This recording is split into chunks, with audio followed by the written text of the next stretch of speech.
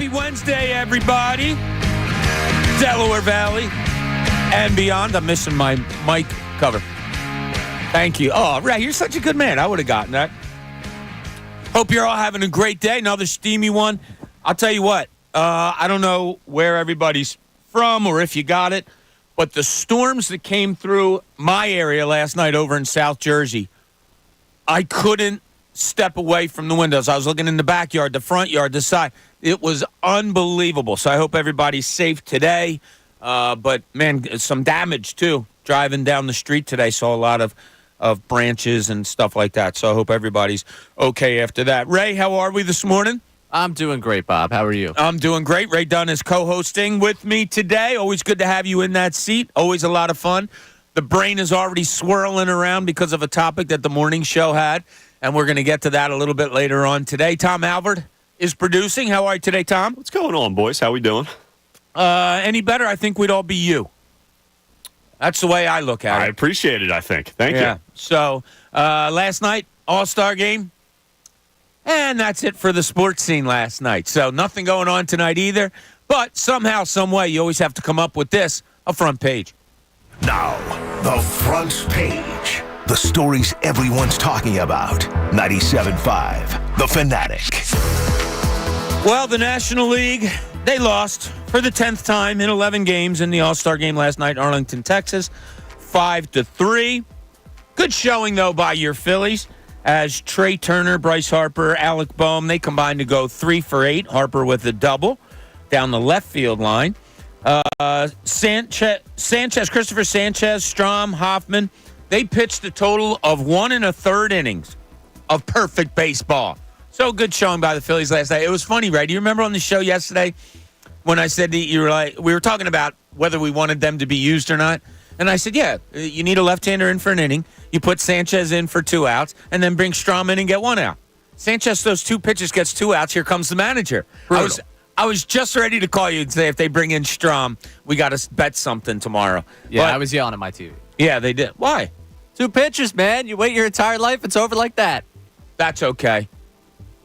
It's like something else. But You'd rather that than no pitches at all, I guess, right? Yeah, I would. I think that's absolute dominance. I think he goes down in the history books. Well, let him at least try and get the 3rd out with the 3rd pitch and then take him out. Nah, it's all right. I didn't need him working anymore. He did what he needed to do. It was awesome. I still do love the All-Star game.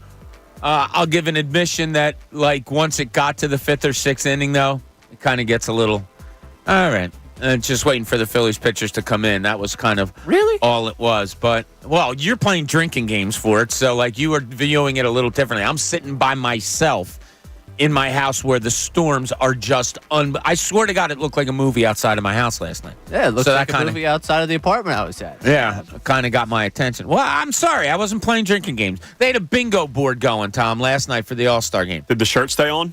Shirt stayed on. Shirt was absolutely on. Public Pants? setting. Do we have to Pants? ask? Absolutely on. Okay. All the clothing was on. All right. I'm sorry. It was a bingo board. It was fun. No, Good don't time. be sorry for having fun, man. I'm the fun like, I'm here to help you have fun. I might ask for a picture of it to be sent in so I could show you just how great it was. It was amazing, though. It was a well-constructed board. What was the most amazing bingo hit that you had to do a shot on? We were waiting for the strikeout looking. That was the one that we had waited for a while because it doesn't really happen in an All-Star game. No, people are swinging. Yeah.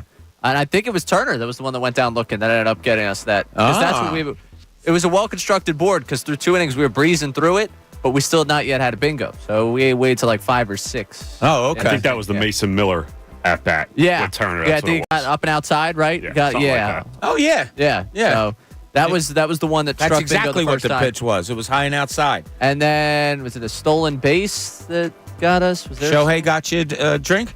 Or there the was- American League have its...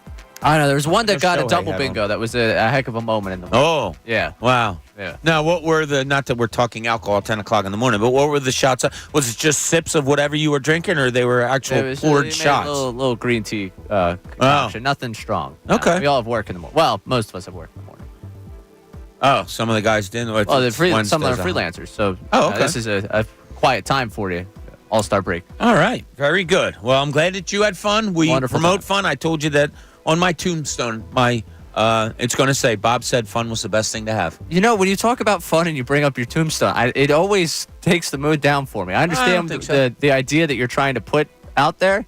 It always takes the mood down for me. Oh, I appreciate that. Yeah. But I'm going to die someday, Ray. I'm just letting you know right now. Oh, all right, Friday, the Phillies are at Pittsburgh. Hopefully I'm here for that. Friday, they're in Pittsburgh. Ray is running right out of here. So this is awesome. We get done the show at 2. The Phillies start at 6:40. Ray has mapped it out that his travel time to Pittsburgh is 4 hours and 40 minutes. So hopefully he'll get there. Yeah, maybe they get... No, it's supposed to be beautiful, actually. Why did I tell you that? Thank you. Should be beautiful Friday night. Well, damn it. Guess what? It's going to be 80 and sunny. No, you are in for good weather. Yeah, in summer. Pittsburgh. Yeah, it's the summer. That's what it usually does. They're also there Saturday and Sunday, and then they are off to Minnesota for 3 games on the road. So the Phillies will start the first 6 games after the All-Star break on the road. In Pittsburgh, it looks like right now, some of this might be tentative, but on the scheduling that I saw, it looks like it's going to be Aaron Nola, Christopher Sanchez on Saturday, and then Tyler Phillips goes on Sunday, with the thinking being that Zach Wheeler hopefully will be ready to start first game in Minnesota. It looks like the Phillies are going to miss National League starter Paul Skeens. From the schedule that I looked at, he was not scheduled on the 3 games. So they're good move by Pittsburgh. You know, rookie, getting him up there. That's a big night last night. I think it's a good move. Give him a week to just calm down, relax, rest the arm. You know, hang out with Livy. Yeah, my cousin Livy. Yeah, my cousin. Yes. Exactly. No, I don't think I see a lot of similarities in the two of you. So anyway, what else you got on this front page? Yeah. I don't know. After 96 games, Phillies, of course, 62 and 34, 646 winning percentage. I'm not saying this lightly. Like, think about that. 62 and 34. They're almost 30 games over at the All-Star break. You got to love it. A reminder, 8.5 over the Atlanta Braves, 12.5 over the New York Mets, 18.5 over the Nationals, and a simple 29-game lead over the Miami Marlins, who I believe, weren't they in the playoffs last year? Oh, yeah, they were. 29-game lead on them. It's a 6.5-game lead on your closest National League competitor, the Los Angeles Dodgers. And if you want to go over to the other league, 3.5 is the lead that they have on the best team over there, which is the Cleveland Guardians. Hard to believe. Sixers, they had Las Vegas Summer League win last night.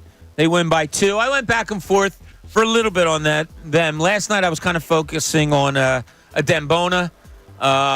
He's small. Like the 6'8" shows. He's tenacious. I love his effort. I love, his tenacity. All of those things. Didn't love for the second straight night. Had 7 fouls in like 20 minutes of play. Could be a problem. We talked about it when he was drafted, about how I saw a lot of him leaving his feet early to block shots. That'll be a teaching point that, in the NBA, you try to leave your feet after a guy goes up to get a block. And we'll see how his maturity comes out there. Jared McCain had 21 points for you. Ricky Council IV had 13. Jeff Doughton 17. Bona went for 10 and 9, and as I said, 7 fouls in 23 Nearly a triple-double. minutes.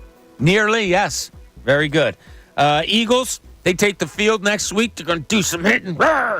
John Kincade had a line this morning off of something that I wrote last night. Not that his line was from what I wrote. I wrote a subject I wanted to talk about today, and then John had a line on the morning show concerning Jaylen Hurts. And I want to twist around what he said a little bit to see if maybe there's another way to look at the Eagles quarterback, at the guy who's making all this money. I have said before, look, I'm not rushing to judge. I'm not saying he's an MVP-type player. I'm not saying he's a 15-interception type of guy.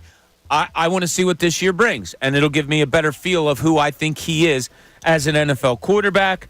So we'll see how that goes. Those guys came up, the morning show did, with a top 10 Philly athletes since the year 2000. Anytime you do something like that, it's going to get a lot of play, a lot of reaction. So we're going to do that also. We will come up with ours a little bit later in the show. What I think we might do, it just popped into my head to do this, see if you guys are cool with it. I'll throw out a name, say, every half hour. No, don't tell me what number. I'll throw out a name that I say, I'll bet you this guy is on all 3 of our lists. So we can compile whatever, and then at the end of the show, we'll give you an order, maybe what our top 10 athletes, not towards the end, a little later in the show, I'll say. So that is your front page. So, Tom, we heard how Ray spent the night, doing what he does to watch an All-Star game. I love watching the All-Star game, too. It's great. I don't know why. It kind of started losing its luster a little later because I had no, hand in the game, really. Ray did. Shots and all. That's cool. What about you? Are you totally tuned into an All-Star game? Or Yeah, All-Star game, obviously, it's the best of all four of the major sports, the MLB All-Star game. I kind of was with you, Bob. I loved the beginning. It was great theater, everything like that, of course, with Trey, Bohm, and Harper in it. Towards, the 6th inning, I kind of had the same feel where I was like, all right, when these, we see Strom and we see Hoffman in and obviously Sanchez. But I don't know. Towards the end, I kind of lost its luster a little bit for me, too. I don't know what it was. But, yeah, obviously the most enjoyable of all the All-Star games. And just hung out. I had the Storms as well as you, and it was a good night. Yeah, it was wild. We lost power a couple times. Not long, but just that the TV went off and the internet was disconnected, whatever. So I probably I definitely missed some pitches there. Some of the Sixers game that I was going back and forth with. But there was that was wicked last night. And like I said, I hope everybody's okay because that was absolutely wild. All right. One of the first questions I want to throw out to you guys is this. There's this guy that's going to play in the British Open on starting tomorrow, in about less than 24 hours. And his name is Tiger Woods. Now, whenever a championship comes up, and I'm not starting golf talk, this is a sports scenario that I'm throwing out to you. Whenever it comes to majors, and if you get on Twitter or you turn on, the Golf Channel, whatever, the limelight is always on Tiger Woods. 48-year-old Tiger Woods who hasn't won a major in such and such amount of time, whose best is behind him, whose, injuries have all crept up to him, whether they were self-inflicted or wear and tear through the years, whatever. The focus always goes to Tiger Woods. Can he win another? Can he win another? Oh, look at Tiger. He looks good. The swing looks really good. Is it something that we're holding on to too long? Is there kind of a point where you say, all right, stop. He's 48. He can barely walk a course for 4 straight days. All of that stuff. Can we just let the Tiger Woods stuff go? That's up for debate. That's one thing. That's not what the debate is. My question out there to you is, and you can answer it at 610-632-0975, what is something in sports, and if you want to dumb it down to Philadelphia sports, that we've held on to just for too long? For way too long. All right, please, let's get that idea. I'll start it out with the most obvious, and that's the Broad Street Bullies thing. Oh, I got to play like the Broad Street Bullies. Bring guys back from the Broad Street Bullies to run the organization, to be a coach, to be a general manager, all that. Look, that was a great era. I was the only one probably in this building, if John left, that was alive to see it. It was awesome, but it was just held on to for too long. That's a Philadelphia one. We'll open it up to sports in general. What is something that we have or you have or maybe the national media or whoever has held on to for too long? Ray, do you have one?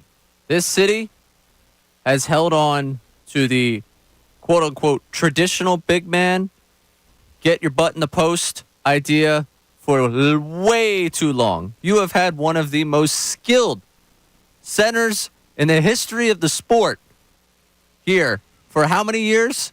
And it's still, every single week during basketball season, we will receive a call, a text, a tweet, a comment saying, oh, if only he posted up more, if only got in the paint more, which, by the way, not true in terms of post-ups in the league. He's pretty high in terms of the ranking of that. I believe, first over the last few years. Yeah.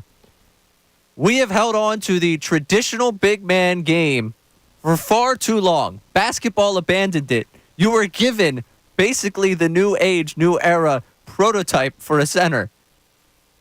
And we still hold so true to, if we just had a traditional big, if he was just a traditional big man, if we could just hold on to the tradition of that. You know who's a traditional big man? Andre Drummond. You know who's going to be the backup center here? Andre Drummond. That's pretty good. I wonder if Drummond could go 30 minutes a game and was a traditional center. What type of numbers do you think he'd throw up?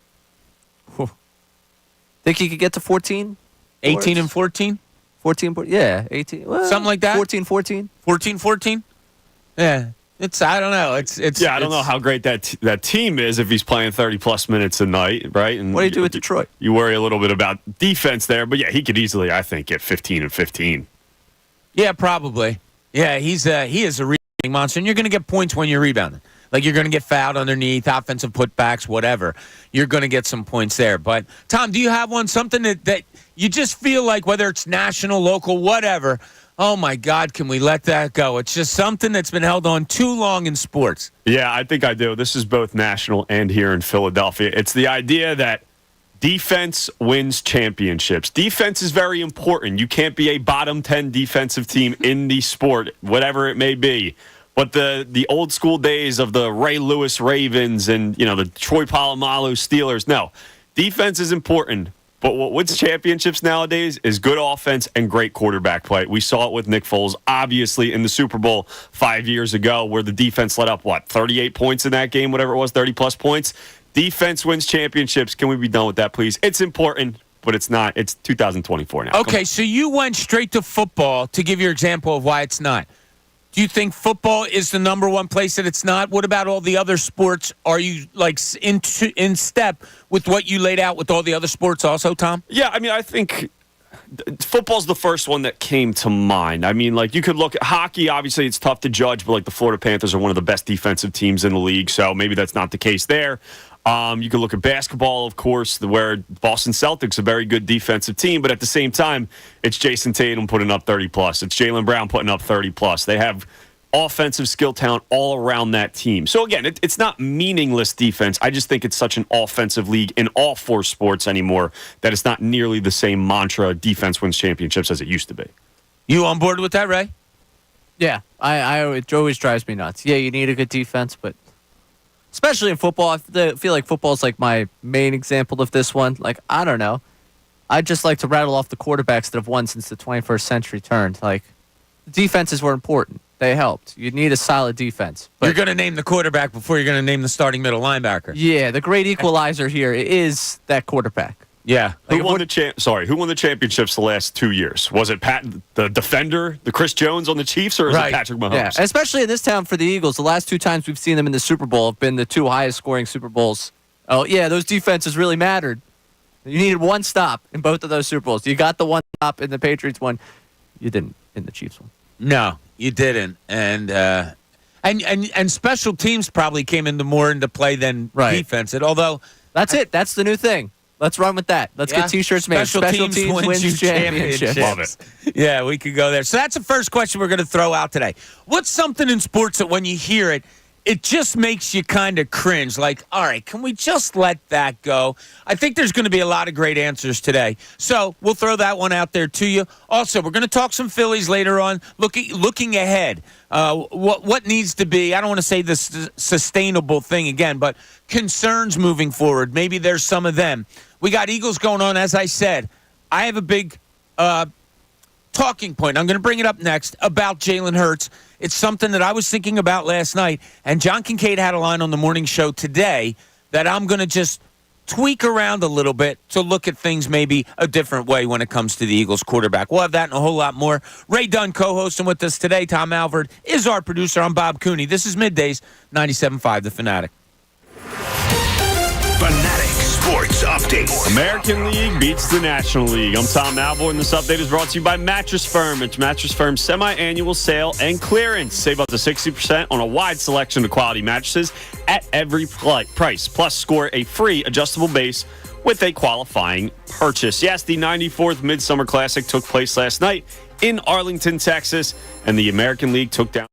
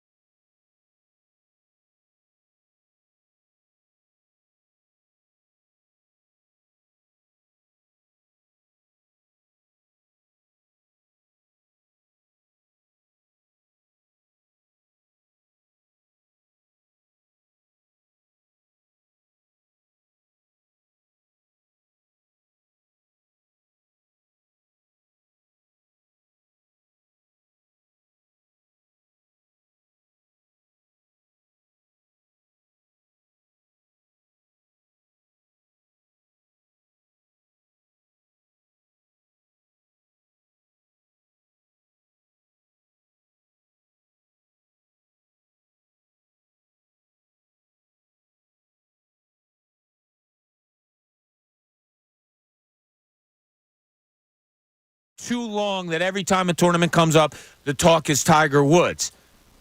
I feel like it's something we've held on to a little bit too long. We all gave examples of something that we thought. I said the Broad Street Bully thing. I think we held on to that too long. Ray, what was yours? The traditional big man in basketball. Correct. The idea of get yourself in the post. Yes, it's a very good one. And, of course, Tom came up with defense doesn't win championships anymore. You don't need just defense. You need a lot of other things. What is yours? Now, Ray, your mom had a great one, which I don't. So we're going to make this a contest today. Okay, 610-632-0975. When you call in and talk about whatever you want to talk about, if you also give us something that's been held on to just too long in sports, Ray is going to be judge and jury today. Nice. And whoever he deems the top two will win a pair of FanFest tickets. And what was the one your mom had? Because I don't know if anybody will come up with that. No, I don't think anyone will. I will remind you, this is the New York area native. This is, I think, is important context to put on this one because I do feel like people are going to be coming for us once I say this one. Nobody will come after us for your mother. I don't think our friends and listeners are like that. People hold on pretty strong to this one. The Rocky-themed everything with regards to Philadelphia sports. I have said it on these airways. Please let it go. The movie came out 50 years ago. Yeah. I'm with your mom. Okay. I agree with your mom. Tom, you all right with that one? Is that okay that if we just kind of like let the Rocky thing kind of go away a little bit? Yeah, I mean, it should never go away completely. It's a huge part of this city, but yeah, it's maybe tone it down a little bit. I mean, we can't come up with something better on third down when the Eagles are on defense. But the problem is it hits. So the song should never go. Song should never go away. Okay. The theme is good. Like imagine replacing it with something else. It's just like not as good. Like there could be something. It's iconic. That sounds better, but sounds pretty good, and it's kind of like uniquely ours. Okay. All right, I'll give you that. Nick in Lawrenceville has a thought. Nick, you're on 97.5 The Fanatic. Hey, thanks for taking my call, guys. So I'm enjoying the conversation. So originally, of course, I grew up out west. You know, I grew up, out west in California. Mm-hmm. So there's this era that, for me personally, I always can't let go of, even though, it's in the past. I grew up in the Phillip Rivers, Antonio Gates, LaDainian Tomlinson era. And it's funny because, like, people out here, like in this, region or everywhere I go, they say, like, oh, man, those were great. But, this is like now, and it's kind of tying into Justin Herbert, where I'm always talking about him and his aspect. And people are going to be telling me, like, 20 years from now that I'm holding on to that for too long.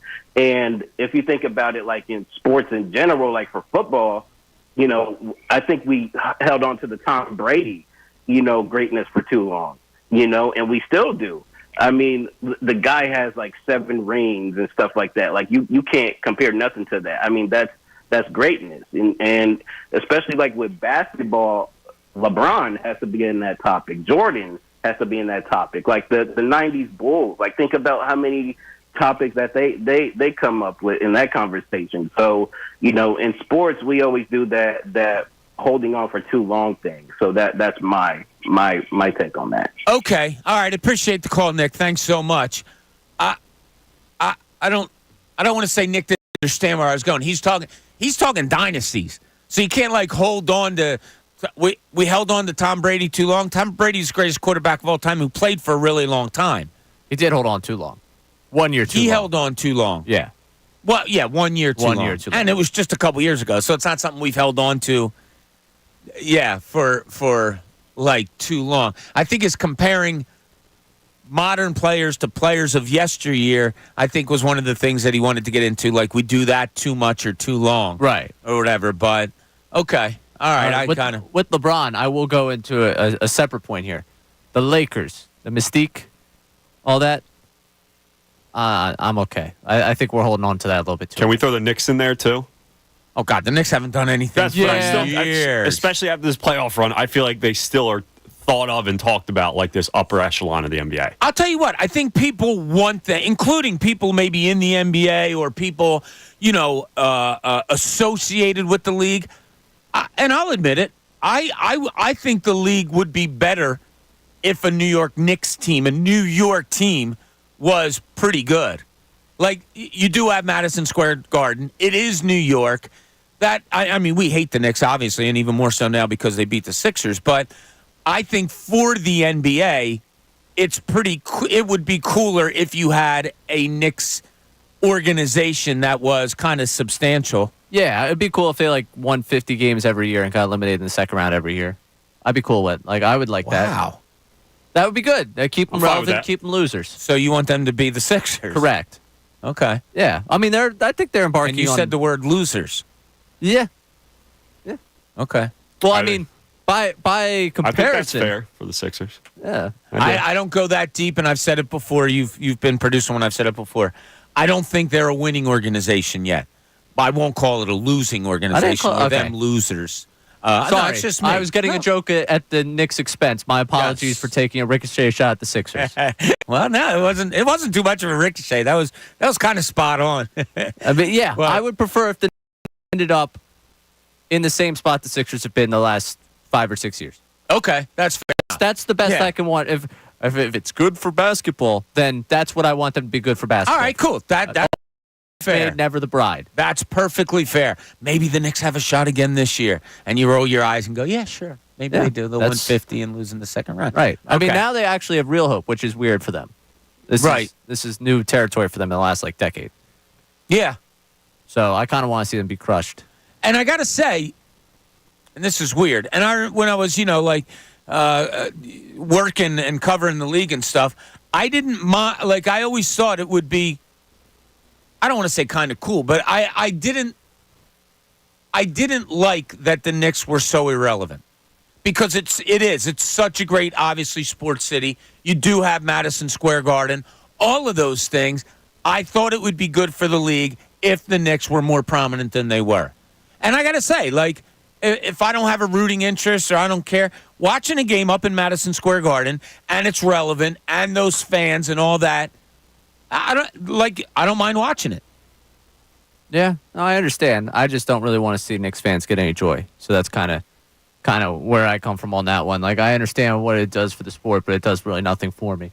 It's going to be cool this year. The Northeast Corridor is going to have 3 really, really good basketball teams, and that hasn't happened, since the 80s, where they were all 3 winning 50 games? Yeah. I think the last time I had, 81, 82, something crazy like that. So something like that. Yeah. So that'll be interesting. It won't do much for me if it results in the Knicks having success. I've never really had that.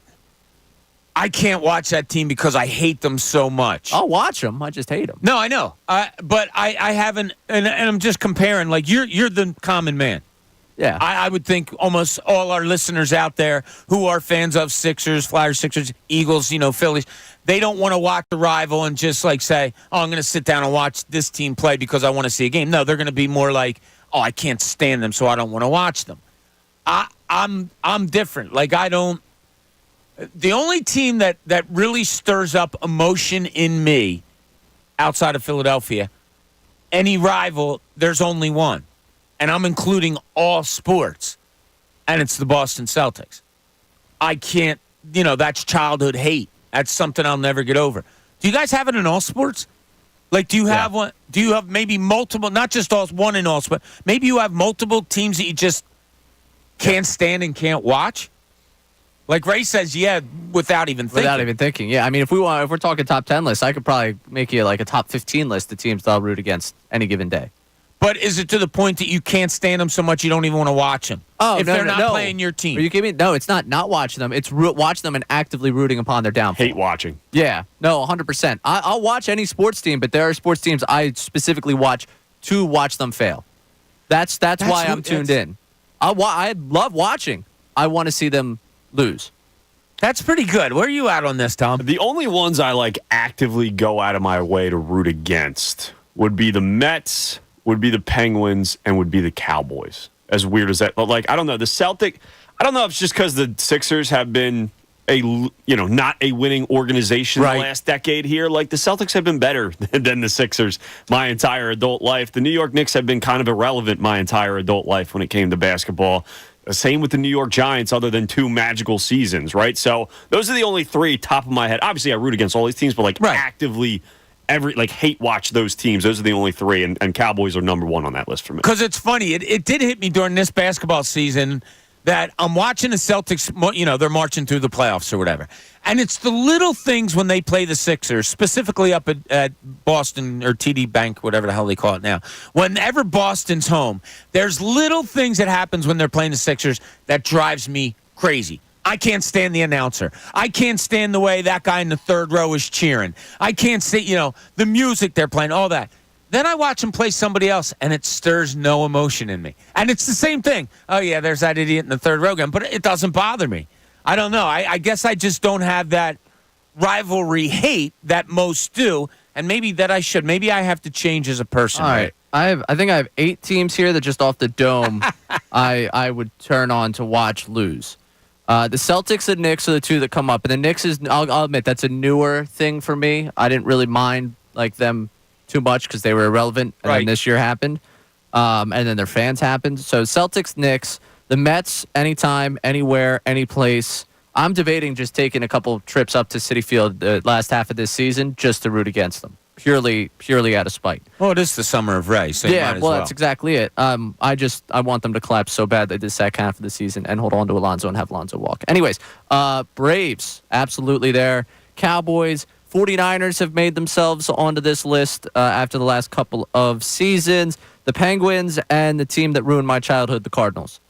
And the San Francisco Giants I've softened on over the last couple of years, but I think when I was younger, definitely would have been in that conversation. So if you're going to Pittsburgh this weekend to see the Phillies play, right? Yeah. Something happens there. No. Whether it's I don't know, the Phillies lose or they hit somebody and something happens, or the fans of the Pirates don't treat you right. Do you think you could muster up hate? No, Paul Skeens would have to throw 100 miles per hour at my personal back for me to be upset with the Pirates. Okay, because they're just that irrelevant. Yeah, they've just been that irrelevant. I don't really hold ill will for that fan base. I don't think that fan base really drives me nuts. Like the Pirates specific. If it becomes a conversation about hockey, I really don't have any upper hand for my organization. So it'll just be a hatred because I hate your success. Right. Or success in my lifetime, I should say. And yeah, I won't be able to find that with the Pirates. Okay. Yeah, that's fair enough. I know, from one of the last trips I took where I was at seeing the Phillies, Padres fans do not like us. That was made abundantly clear. Why. Abundantly clear. I can't say on these airwaves what was said to me a few times. Oh. Yeah. Just because I was in Phillies gear. Then we got to talk, and they're like, "Yeah, you're not that bad." I'm like, "We're not. We're really not that bad. No, we're good people, and we just so happen to have the better baseball team. Yeah, hate us if you want. That's what's in. They did that to themselves. Yes, they absolutely did. All right, the first thing we're talking about today is, we have a lot of things that we're talking about, and I'm going to bring up a Jaylen Hurts subject in a little bit that I have on the top of my head. But we're also talking about things that have been held on to too long in sports. We've given you some examples. We've gotten an answer. We got people on the line. Hold yourselves there. We're going to get your answers as soon as we get back, and we have some texts. You can call us and text us both, 610-632-0975. The subject is right now, what is something in sports that it can be local, it can be national, that has just been held on to for too long? I still have some more on the top of my head. We're doing a contest here. Ray's going to mark down the best that he thinks. Top 2 winners are going to get tickets to Fan Fest. 610-632-0975. This is Middays. Bob Cooney, 97.5 The Fanatic.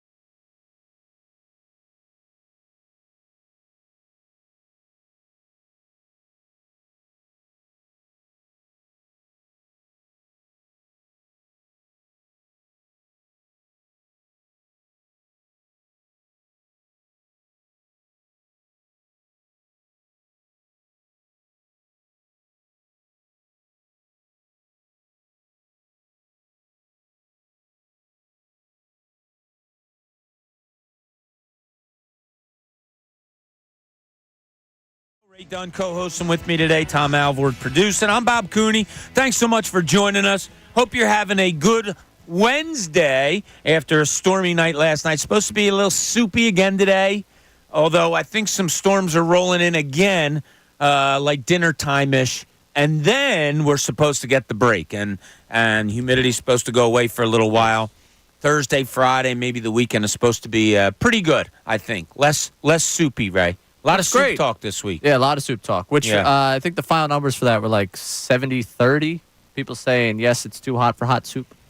But I would. When did we do that? Monday? That was Monday, yeah. So we didn't get Tom's take on the soup.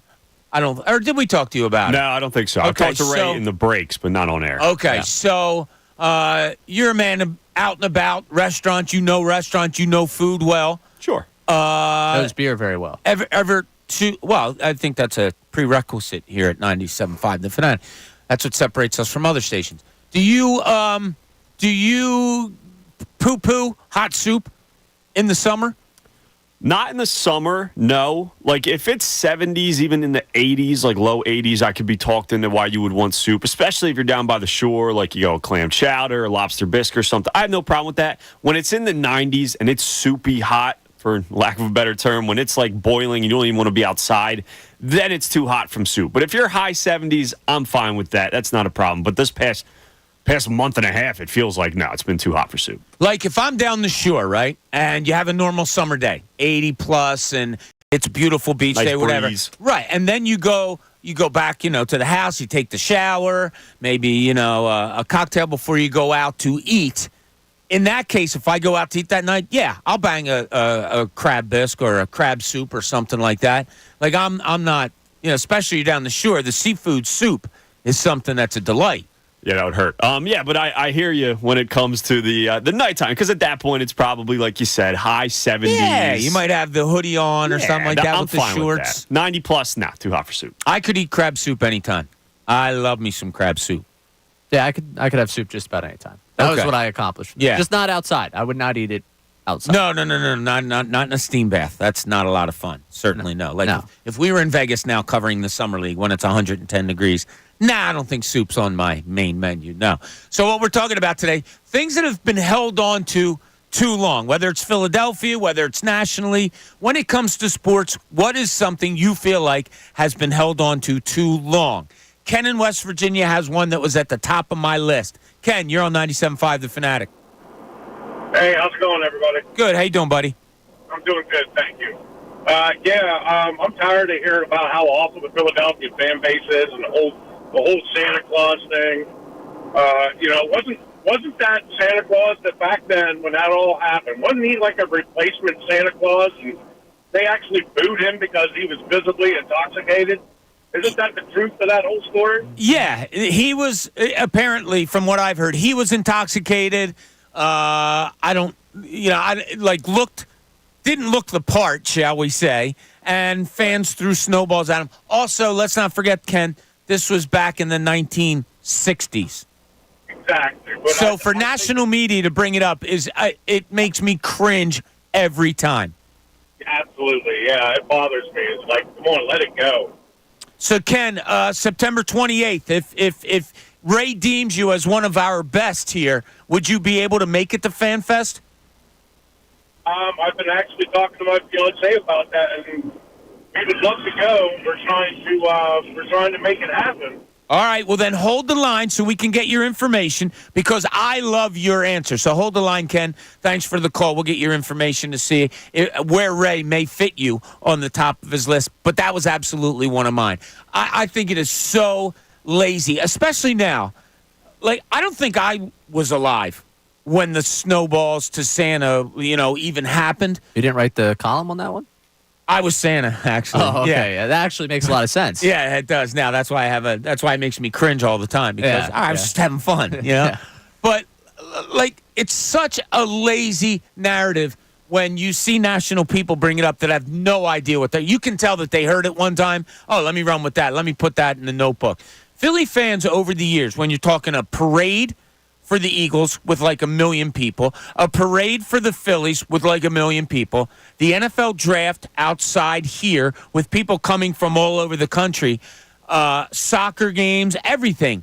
Like, the Philly fans have been fantastic for so long, and for people to still hold that narrative, I think Ken hit it on the nose. Can't stand it anymore, Ray. No, I can't stand it. It's dumb. I mean, it's at this point, it's just like, let's just get we need something to bring us back from break on a national broadcast. See if we can find those old black and white photos of Philadelphia sports fans and mention, oh, yeah. It's like December, it hits for me. It's like, December 1st. You know what Fox and CBS are running with during the Eagles game. We're going to get happy holidays from a place where they don't take too well to the old Santa Claus. And you know that you're going to get the black and white photos of Philadelphia Eagles fans. Like, oh, look. Yeah. Drives me nuts. Nah, me too. That was number one on the text line also. We had is that right? 5-6 people text that same thing in. Oh, wow. How about that? All right, we get back. We get to more of those texts that came in talking about something that's been held on to too long. We've had some great answers so far. Rocky from Ray's mom, not too bad. I talked about the Broad Street Bully era, just kind of hanging around too long and the success of that, having to drive the day when it came to the Flyers a lot of times. And defense, winning championships, a whole bunch of different things. What's yours? 610-632-0975. When we get back, Jaylen Hurts, hot talking point in the city, obviously, because he's the quarterback of the football team. I'm going to have my spin on that off of something that I think, but also twisting around some words that were said on the morning show this morning. This is Middays, Bob Cooney, 97.5, The Fanatic.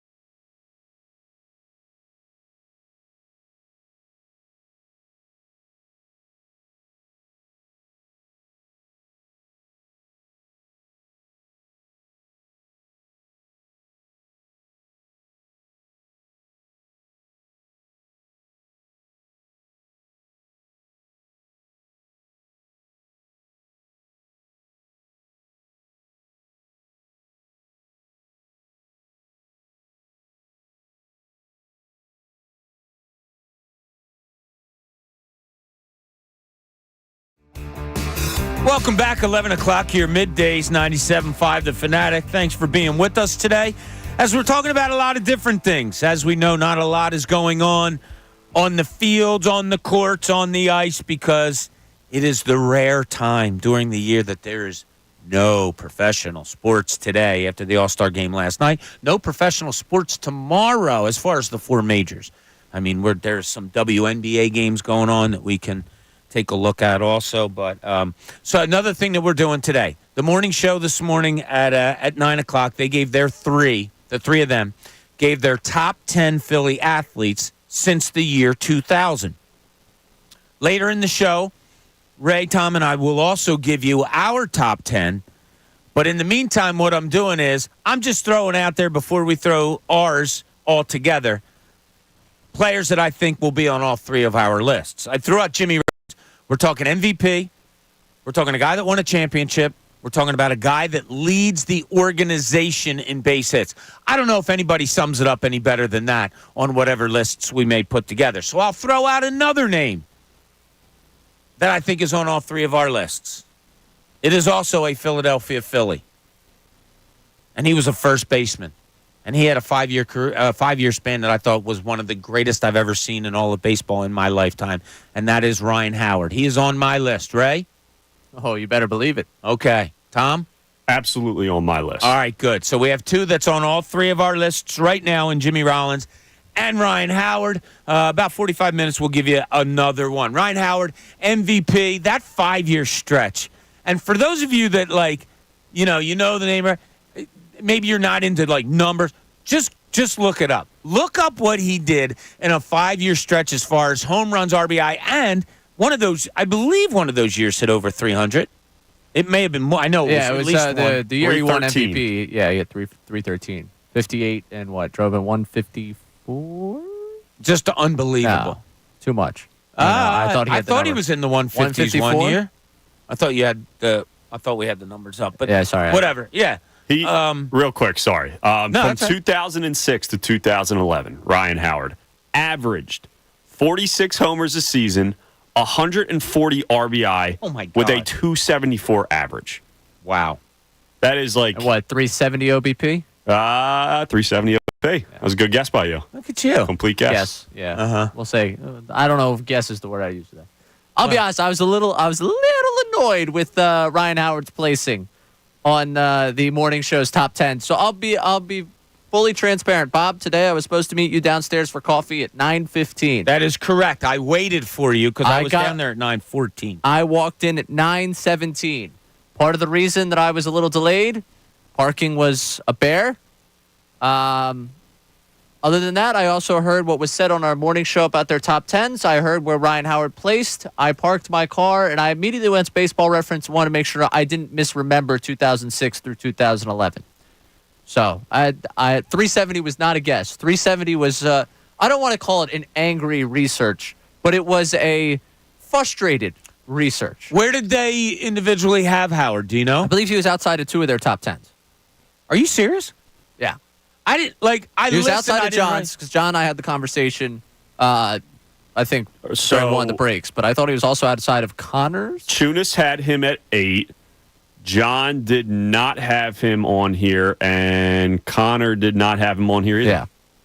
I mean, the criteria to me, first and foremost, MVP of the league, on. You're the best in your sport, like, that's pretty good. You win a championship on top of an MVP, and those numbers that you just posted, average of 40. This is 5-year span. It's not like, oh, he did it once or twice. Average in a 5-year span, 46 homers, 140 RBI, and a 274 average. 6-year span. Just to give him that extra year. Yeah. We talk about how great of power hitters that Harper and Schwarber are, and they absolutely are. This isn't to, undervalue them at all. They'll never touch those numbers in a span like that. And Howard did it while winning a championship for this team and being one of, if not the best first baseman in the whole game. Yeah, to be clear, also, talk postseason, 2009 NLCS MVP. Because Harper is on all their lists, right? Harper is a Philly as an NLCS MVP, right? Yes. Okay. I'm not going any further. We're going to get into our list later. Yes. I will be honest with you. Part of the reason I was late meeting you for coffee today was because I was sitting in my car like... Hate listening. Not hate listening. I don't want to... Frustrated researching was what I was doing. Okay. I was furiously typing. As soon as that car went apart, I was like, did I remember this wrong? Because he was my favorite player as a kid. So I'll admit the bias on that one. But, like, I was, what in the world? How in the world do you... And Brandon, our poor YouTube producer, was the first person to see me as I was walking into the building. And I was like, were you listening? Can you believe... And he was, whoa, man, I've never seen you like this before. Yeah. I felt very strongly about that one. And you still do. When Ray gets it going, it goes. Like, there's no holding back. That's what I love about him. All right, before I get into my Jaylen Hurts topic, let's go to Brian, who has a thought on something that's been held on too long in sports. Brian, you're on 97.5 The Fanatic. Brian. Yes. Yeah, you're on The Fanatic. What's up? Oh my God, not much. Great, just working. I want to call in about what needs to, what they need to retire saying. Okay, what do you got? Oh man, Jerry Jones and his America's football team, the Dallas Cowboys. Hang it up. You haven't won anything in like 30 years. The label of the Cowboys being America's team, I'll tell you, Bri, I love that answer. You know what? He harbored a whole bunch of front runners. He gave them safe harbor. Told him it was America's team. It was okay to jump on the bandwagon, and, I don't really care for it, so we should stop calling them America's team. I'm with you. Great answer, Brian. Hold on so we can get your information. It's a hate for the Cowboys also, but, I mean, I was a little kid when I first heard, America's team. And, yeah, they were winning. They were in Super Bowls a lot and stuff. But America's team, especially with the way that America has turned with being able to see everything. Like when I was a little kid, I understood it, or younger, because they were on national TV a lot because they were one of the best teams in football consistently. So Monday Night Football, the game of the week, whatever, you saw them an awful lot. So I understood it back then, but I totally agree with Brian. No. Dallas, Texas is named after a Philadelphian. Is that right? I don't think I knew that. I mean, you can't. If there's nothing really American about Dallas, I could probably give you. We keep doing lists today. I could probably go list the cities more American than Dallas, Texas. It's stupid. It's a stupid moniker, and it's been a stupid moniker for a long time. They haven't been America's team in my lifetime. They haven't been a winning team in my lifetime. No, I don't. Yeah. I harbor the resentment of the Cowboys strictly because I was raised correctly. That's why I harbor resentment of the Cowboys. Not because I think of them as winners that I have to hate, that I'm, envy their success. I was raised by split a Giants fandom. fan, a Giants fan and an Eagles fan. I resent the Cowboys because it was the one thing. You want to talk about America's team? America's united in rooting against that team. If you're not a Cowboys fan, you root against the Cowboys. That's the beauty of it. That, to me, is the only reason I could describe them as America's team, because America hates them outside that. It was the only thing that we could agree on as a family. Sunday Night Football, if the Cowboys were on it, neither of the two teams that we want, we were locked in as a family, rooting together, all five pulling together against the Cowboys. It was a beautiful thing in my household. It sounds beautiful. It was. Yes. That was the number 2 most texted answer to us as well. Oh, was it really? Okay. Survey says. All right. This feels like Family Feud right now. Yeah, it does. All right, we'll get to our text in a couple of minutes, but I do want to bring up my point about Jaylen Hurts. And here's how I kind of thought it out, wrote it out last night. Am I on an island when it comes to my feeling on Jaylen Hurts? It's not biased. It's not based on anything but his performance as a starter over the last 3 seasons. He's had a really good season. He's had 2 seasons that didn't compare to that really good season. And what came to fruition to me today, or what really came to light to me this morning, was the guys were talking about Jaylen Hurts. I don't remember exactly the subject matter. I think they were just talking Eagles in general. And John said this, that he couldn't believe Jaylen Hurts in 2023 after the year he had in 2022. I tweaked that around a little bit. How about if you look at it and you say, I can't believe the season that he had in 2022 compared to what he did in 21 and 23. My point being, I think most people who are either Eagles fans or hopeful that they're going to be really good are convincing themselves that 2023 was the real Jaylen Hurts. That's all. The guys that came in second in MVP, maybe should have won MVP, took the team to the Super Bowl, phenomenal, this, that, and the other. That was a year, and it was everything that I just described. It was that great. He's had 2 other seasons that weren't that, and one of them was his first year as a starter. Understandable. Last year, I think he had something wrong with the knee. Whatever. There's still throws that he struggles with, shall we say? You still have coordinators saying that they think they can read him and know him, and that he can't read. All of those things. So if you turn around that outlook, that question that John had, where he said, "I couldn't believe 2023 after Jaylen Hurts 2022." What if I say, I can't believe the 2022 season he had? And we leave it at that. Like, that's why I'm saying, am I on an island where I'm still sitting on the fence watching Jaylen Hurts to know what he is? And I'll give him this year to convince me of what he is. Is that fair, Ray, or am I, as I said, am I completely on an island? I think you're taking it a step too far here. I think you're asking for something beyond what I'm looking for. I'm looking for him to bounce back. I'm not looking for him to prove what he can be in this league, because he's already proven to me, I think, what he could be in this league. You mentioned last year, all right, go ahead. I look at what you're saying about last year, and you say, coordinators know how to scheme up against him, how to slow him down. Well, again, this week, and I came in yesterday, I think it was, they had Jeremy Fowler on the morning show, and I'm listening to Jeremy Fowler say, it just seemed like people around the league, Eagles just rolled the ball out there and figured it was going to work. Is it easy to stop Jaylen Hurts, or is it easy to stop a team that doesn't adapt and change and move past what they were good at? I go back to, it was Jeff McClain's podcast going into the 2023 season, talking about, he asked this question of Nick Sirianni, what are you guys looking to build on from last year? Well, we're looking to take what we do and just do it better. It's like, okay, so nothing's going to change here. Right. You're not going to change over anything. I've seen 2021, I've seen Hurts at that level of, he was not the quarterback that was elevating the offense. He was not the quarterback. That offense was able to run. They were able to run the football like crazy. They played some bad teams down the stretch, got themselves into a postseason. They're able to build on 2022. He takes off, has an incredible season. Last year, you mentioned it with the knee. We all saw it with the offense, and Lord knows what was happening behind the scenes with that offense between Sirianni, Brian Johnson, and Jaylen Hurts. That did not seem like a very, very successful working environment between the three of them throughout the end of that season. But I will tell you, there are still moments from last year where I go back and I say, the Chiefs game started horribly.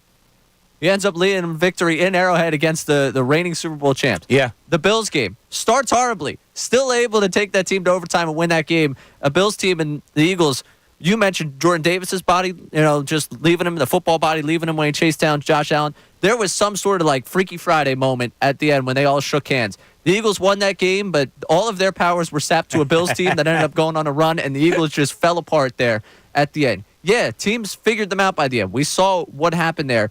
But is that so much of teams figuring out Jaylen Hurts or figuring out an offense that was not conducive to success a year after they ran pretty much the same thing and had a worse play caller, and again, I feel like I'm not taking the shot directly at Brian Johnson, because I'm also taking the shot here at Sirianni, because I think he had a lot to do that we still don't fully know or ever will fully get into. But a worse offensive leadership setup from the coaching side than they had the year prior.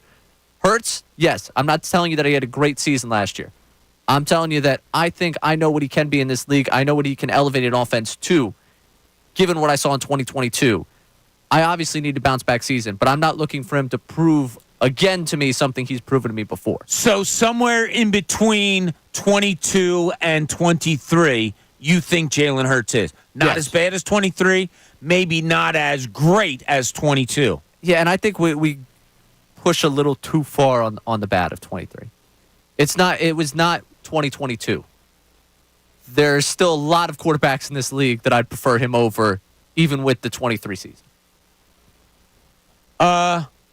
Yeah, there's a lot I'd prefer over him on that 23 season, too. You know what I'm saying?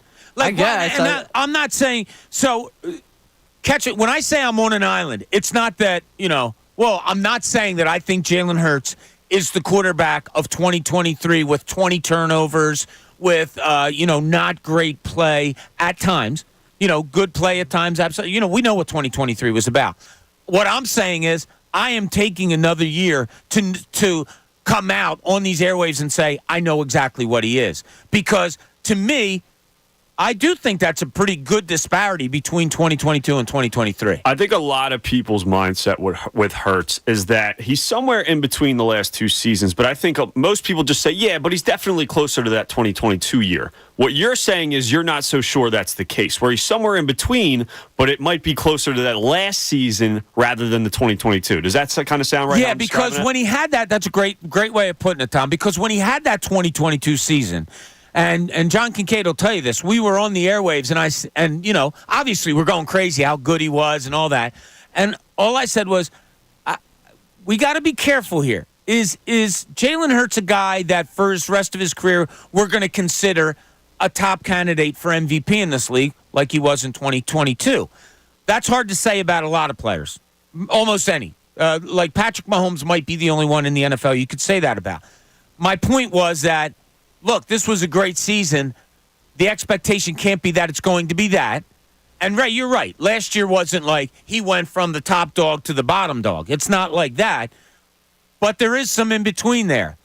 I want to wait to watch this year. I think he's fully healthy right now going into the season. I think he's got a lot of weapons around him. I'm just saying that I'm sitting on an island still saying, haven't cast my vote yet. I want to see. I need to see another season. So, and obviously, as a quarterback in this league, I'm not going to say it this town, in this league, as a quarterback in this league, you are judged a lot based upon the team's success. I'm just curious if the guy got a single stop from his defense against the Cardinals, and if his defense didn't let Drew freaking Lock go down the field. And, hey, he has blame in that Seattle game. I'm not absolving him of blame. This is just, again, circumstantial. Things that I look at when we talk, and you could go down the line of other things where they had wins this season.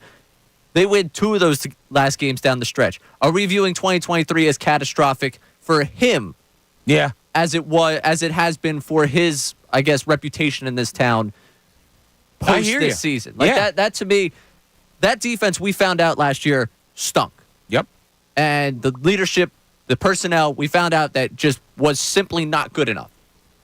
That is part of the stink that comes with that team falling apart. He is to wear some of that as a leader on that team, as the quarterback of that team.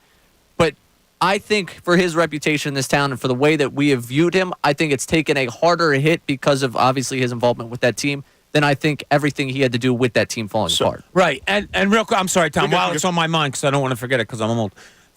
But a counterpoint, that Seattle game, the defense let Drew Lock go down the field and score.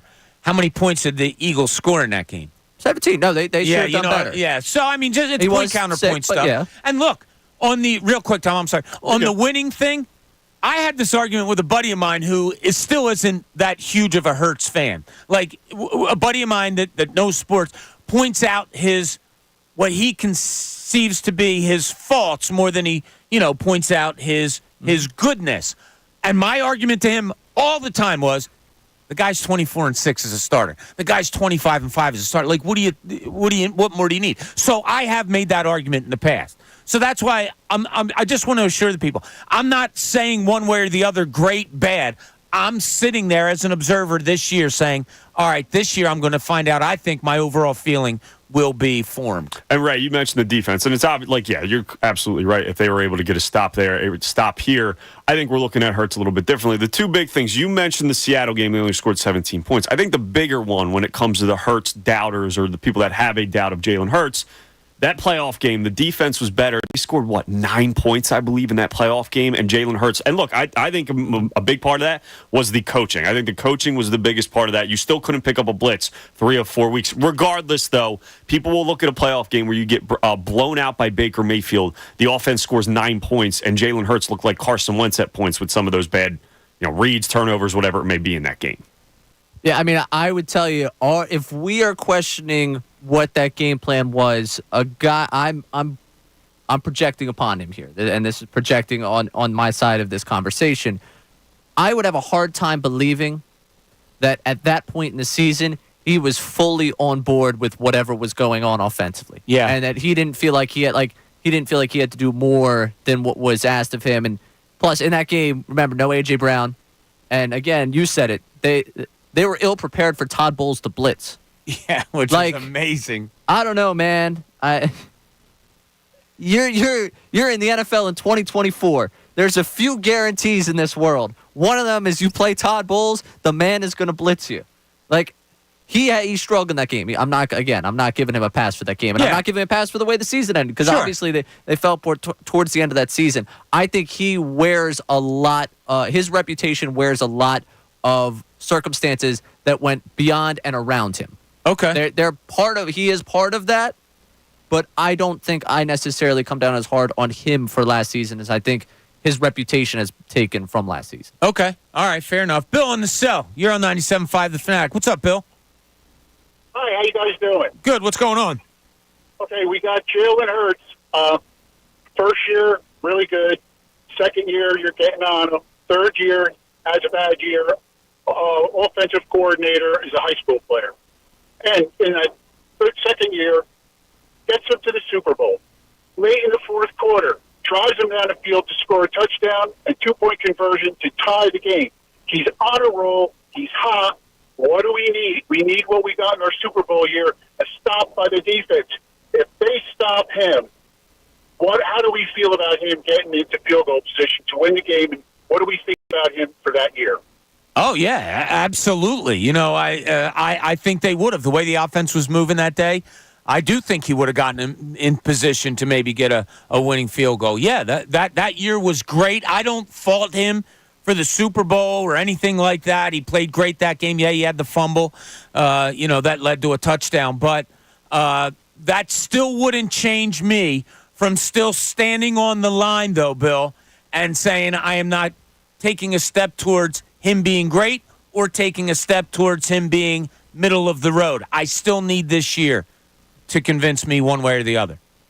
Well, that's fair, and you need more than that. I mean, you had Tom Brady that's a bad comparison. The guy was so great. But there were years for other good quarterbacks that got in there, that maybe their year wasn't the best, but when it counted, how much do we love a clutch player? Oh, absolutely. And you're seeing it right now with Bryce Harper. Bill, let me ask you this question, Bill. Is there something in sports that you feel like has been held on to for too long? Gee whiz. Well, my wife came up with a good one, the America's Team. America's Team was just said. That is a great one. That was a great one. But for me, I like the things that you can hang on to. Maybe the things that are done on the field by the teams are good to remember, but the other things like the Santa Claus kind of thing, and the disco night and the 10-cent beer night. Maybe we could let go of those things. Okay, Bill, hold on a second so we can get your information from you. That's a topic that we're talking about today. Jaylen Hurts is always going to be a hot topic, like something I am, and maybe it's boring to people. I'm standing on the line. We're all on a red line, and we were told after last season, jump on the side to say Jaylen Hurts is going to be great like he was in 22. Jump on the side where you're going to have questions like you did after 2023. Or stay on the line and let's watch and see what happens 2024. Am I on the island that stayed on the line and said, I just need to see another year of it. I need to see another year. Because there was extenuating circumstances, like you said, about last year, Ray. There's always going to be. I don't know. I just don't know which way to lean right now. Where are you? 610-632-0975. It's a topic we'll talk about an awful lot. Also, something that's been held on to for just too long when it comes to sports. This is Middays. Bob Cooney, 97.5 The Fanatic.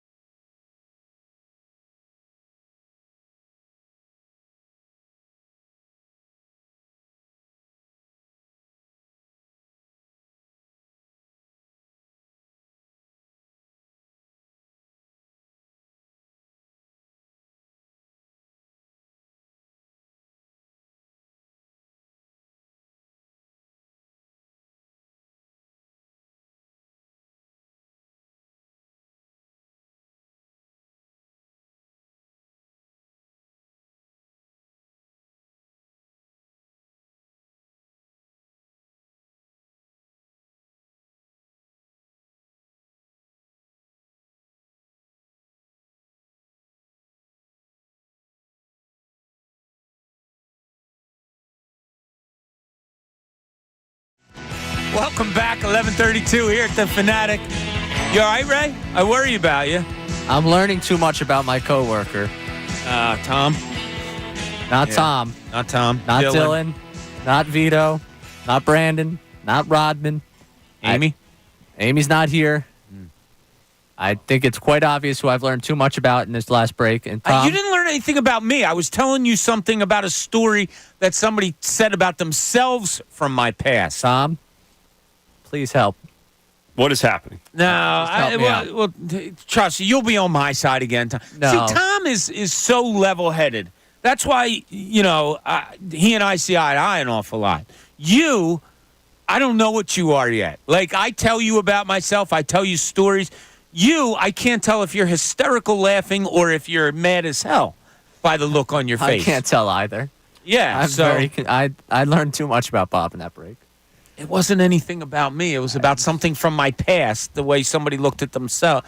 I'll tell you during the break. It's nothing major. Also, He's you totally giving Tom the overreacting. level-headed thing here, by the way.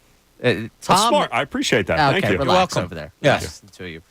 Tom is your like perfect. me and antidote. Amy. Yeah, that's exactly Yeah. what it is. Tom is perfect for you to have an alliance with when I'm sitting in this chair. I think I have an alliance with you. I work with you every day also. Yeah, but you know that usually you feel as if you're left on an island between the conversation of Amy and I. When Tom's here, I know that I am the one that resides on the island. That it's Bob and Tom versus Ray. I should look in the mirror every now and then, I guess. Should I say that about Bob when it's Amy and I against him? Because now it seems like you're reflecting upon Bob as well. First of all, it's not Tom and I against you. All right, there has been no talk of, oh, yeah, let's get Ray. There's nothing of that. It is just simply two level-headed men talking to an up-and-down boy sometimes. And is that what it is? Is that what it is? Is that really where you want to go with that, old man? With boyish you want to ideas. start coming out swinging like that, huh? Really? So, yeah, sometimes that's just where it is. But, no, nobody's against anybody on this show at all. And you know what? Do you remember 10 o'clock? I do, Bob. See, we got so It was a lot of carried fun. away. Well, the 10 o'clock hour is brought to you by Window Nation. Take advantage of Window Nation's 50% off sale on all style windows. Plus, make no down payment with no payments and no interest for 12 full months. Call 866-90-NATION or visit windownation.com. So, got that out of it. Tom, we're talking today about things that have been held on to for too long when it comes to sports. Tom, we got some pretty good texts. You've announced that a lot of people went with the Cowboys and America's team and all. Do we have some other ones? Yeah, a ton of the snowballs at Santa Claus. That was one that has gotten a ton. The America's team has been a big one as well. This is Quinn. He says, my thing is the old and now outdated. You always have to punt on fourth down. Now, I think we've gotten away from that a little bit recently, but I feel like there are people that still maybe share that mindset. Yeah, that's a good answer because also he could say, oh, God, the NFL held on to that too long. It's shown now that you don't have to punt all the time on fourth down. I kind of like it. Like, I wasn't, 4th and 3 from your own 40. I wasn't real a fan of that. I'm probably still not there all the way, but I'm coming around. You only have to punt if you don't pick up the fourth down. Like that's when the conversation comes up. Oh, they should have punted. Nobody ever says, oh, I would have punted there when you pick up the fourth down. When you get it, yeah. Correct. Well, that's not true either.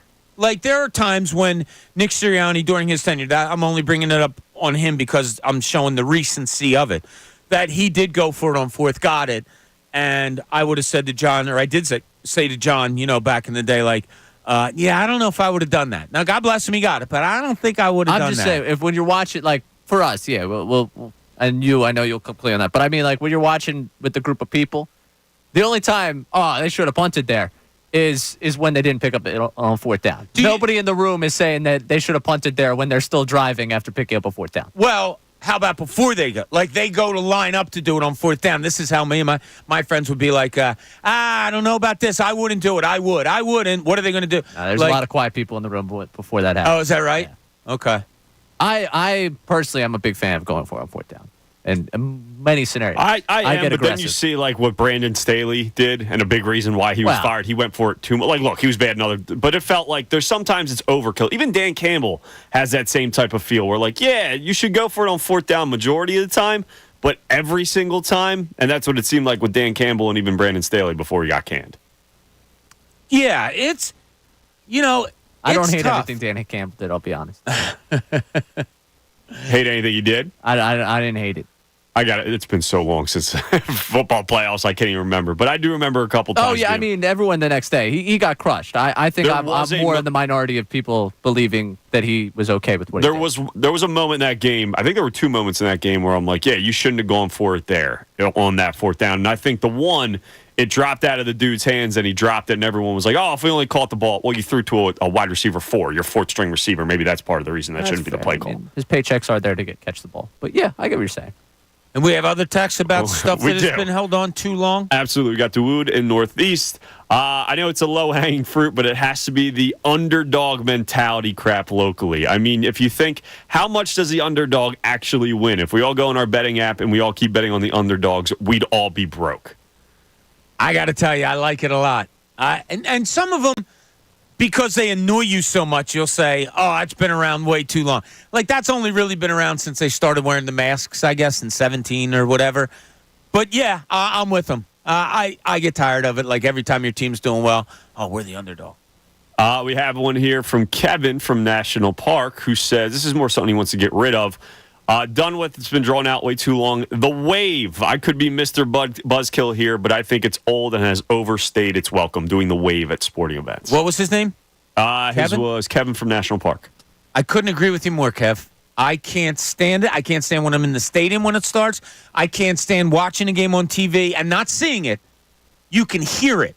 Like, you hear all this ruffling in the background, and then it's like, no way. Is it coming? And then, sure, boom, there it is, the wave. Are you a participant? No. Now, you go to 75% of Philly games? No. You sit through it. Yeah, I'll sit. Most of the time, also right now, with the teams as good as they are, like, really? You're especially the Phillies. Like, sorry, these games are usually pretty good. Well, say they're up like 7-2 in the 7th inning and people are starting to do the wave. Nah, I'm good. Thanks, though. Yeah. You can take that crap, go down to D.C. and do it in Nationals Park. I don't want to see that in Citizens Bank Park. Well, you can't do it when you have empty sections. It just kind of loses its luster. Oh, all right. If the wave ever had any luster. If you're a Wave fan, I'll wave goodbye to you. You go somewhere else to do it. I hate it. It's stupid. It's a stupid thing. It's not a tradition. It's dumb. We should take it out of sports. Yeah, and it has been around too. But I got to tell you, like growing up, teens, 20s, going to Phillies game, I never remember a wave until I was in. God, when do you think the wave came around? I remember there was that documentary or that Sports Center short of the guy that started initially. I feel like it was probably the late 90s. No? Okay. Oh, there's someone I can blame for this? Yeah, you've never seen that before? No. Look it up. Look it up. Inventor of the wave.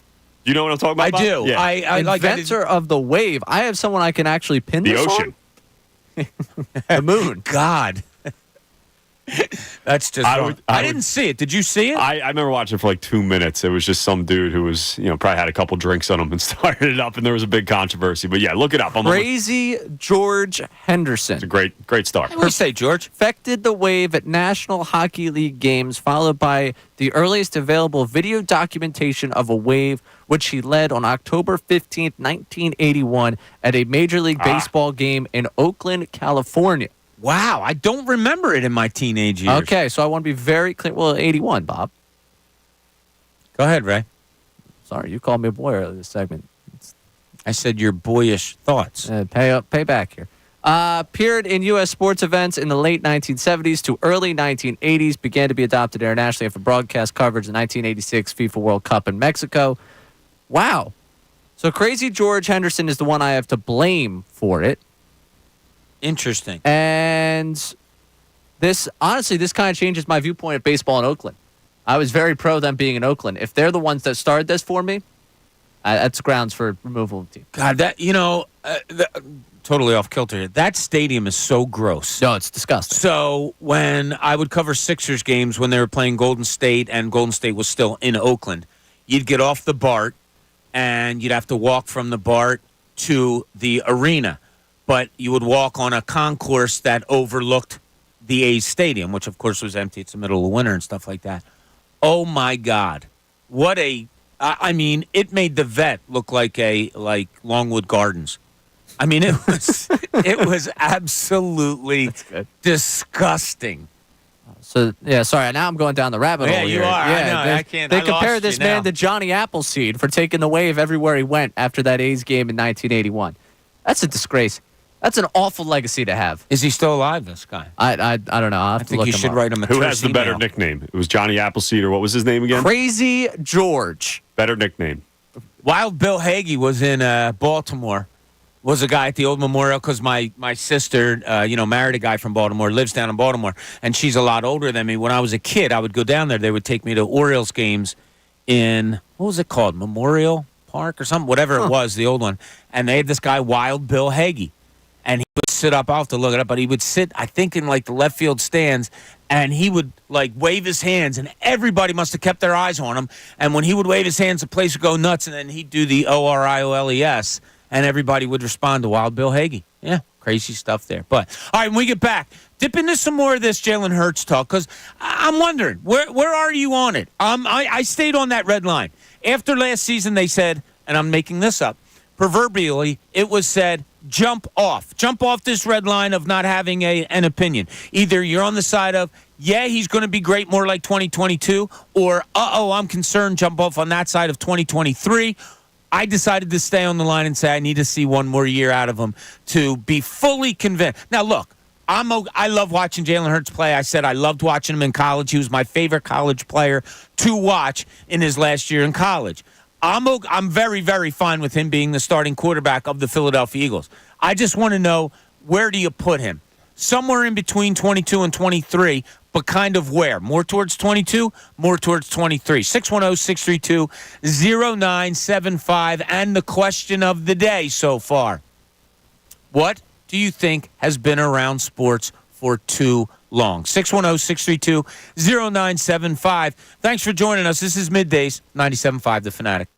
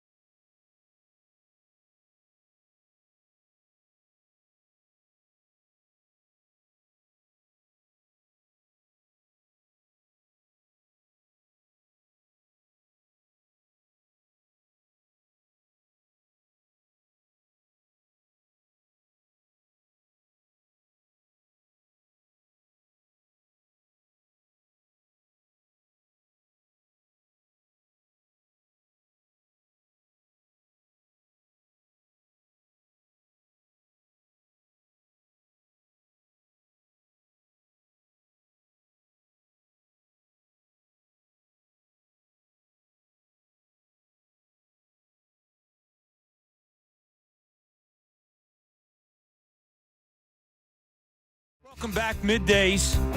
97.5 The Fanatic. So glad you joined us today, as it's a little bit of a downtime in sports, as we know. All-Star game last night. You had no professional sports Monday, no professional sports today, none tomorrow. We're talking the four majors as action continues on Friday when your Philadelphia Phillies meet the Pittsburgh Pirates in Pittsburgh. Ray is shooting out of here right after the show, driving himself out to Pittsburgh to go see the game. What inning do you think you're going to – now, what's the ticket situation? Tell me what's what. I have tickets. Or you already have them. So, Yes. okay, it's not a case of – okay. No, I won't be out there. Hey, anyone got tickets? Anyone got tickets? No, I have tickets secured. Didn't know what your guys' plan was. Okay. Yeah, no, I will be meeting my college roommate and his girlfriend at the game. They are going out Thursday night, so they're going to explore Pittsburgh Friday. And, yeah, says that it will take 4 hours and 40 minutes from One Battle Plaza to PNC Park. We get off the air at 2. First pitch is at 6:40. I would like to believe I will be inside of that ballpark at the appropriate time to start a ball game, 7:05. At the appropriate time to start a ball game. Correct. All right, so you'll get there hopefully by no later than the second inning. I made it to Chicago in the second inning, so I would hope I make it to Pittsburgh in the second inning. Yeah, here's hoping. Yeah. Yeah, nothing wrong with that. Yeah. Where so are you guys hopefully- sitting? Do you know? No. I just. The only reason I'm asking is because I do know I have friends that have gone there and said you have to sit somewhere inside, not going towards outfield, but going towards home plate, first and third base, so that you can overlook that great view. The first time I went to PNC Park. Oh, you've I been there sat- before? Yeah, I sat I didn't know that. 400 level behind home plate just so I could that's perfect, right? overlook it. Yeah, I'll show you a picture on the break. Yeah, it was wonderful. I was there, I think it was Fan Appreciation Night in 2019. So, like, I saw all the fireworks. I think they won on a walk-off or something. It was wild, but it was like one of those terrible Pirate seasons. And I was like, I should not be appreciated for being a fan here tonight. I did not subject myself to like 60, 70 win baseball, whatever it was that year. But, yeah, it was cool. I liked it, so I'm excited to go back. I haven't been to Pittsburgh since then, so 5 years. Yeah. And that was the first time I was there. Never been out to that stadium. I've flown in and out of Pittsburgh, but I've never been west of Altoona. The city in Pennsylvania. Well, yeah. Yeah. in Pennsylvania. The furthest west, I guess, is Altoona or Huntington, one of those, Huntington.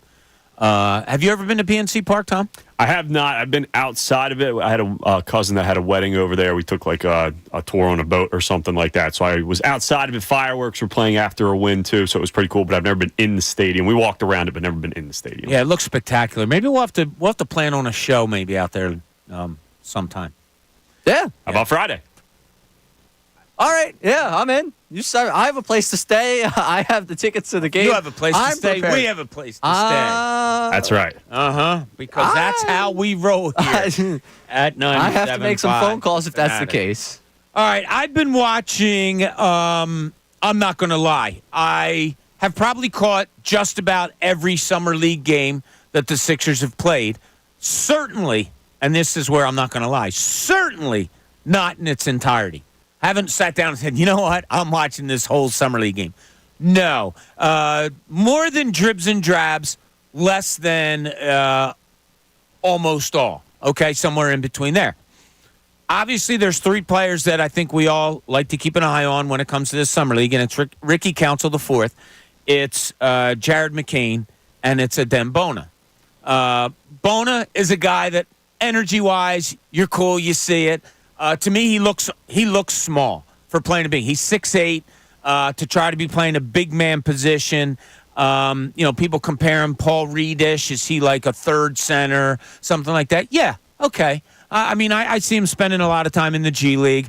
I love the energy. He does go after the basketball. He has those innate things that you can't teach, right? And he's also, I like his basketball IQ. I like the way he knows where to move on the floor.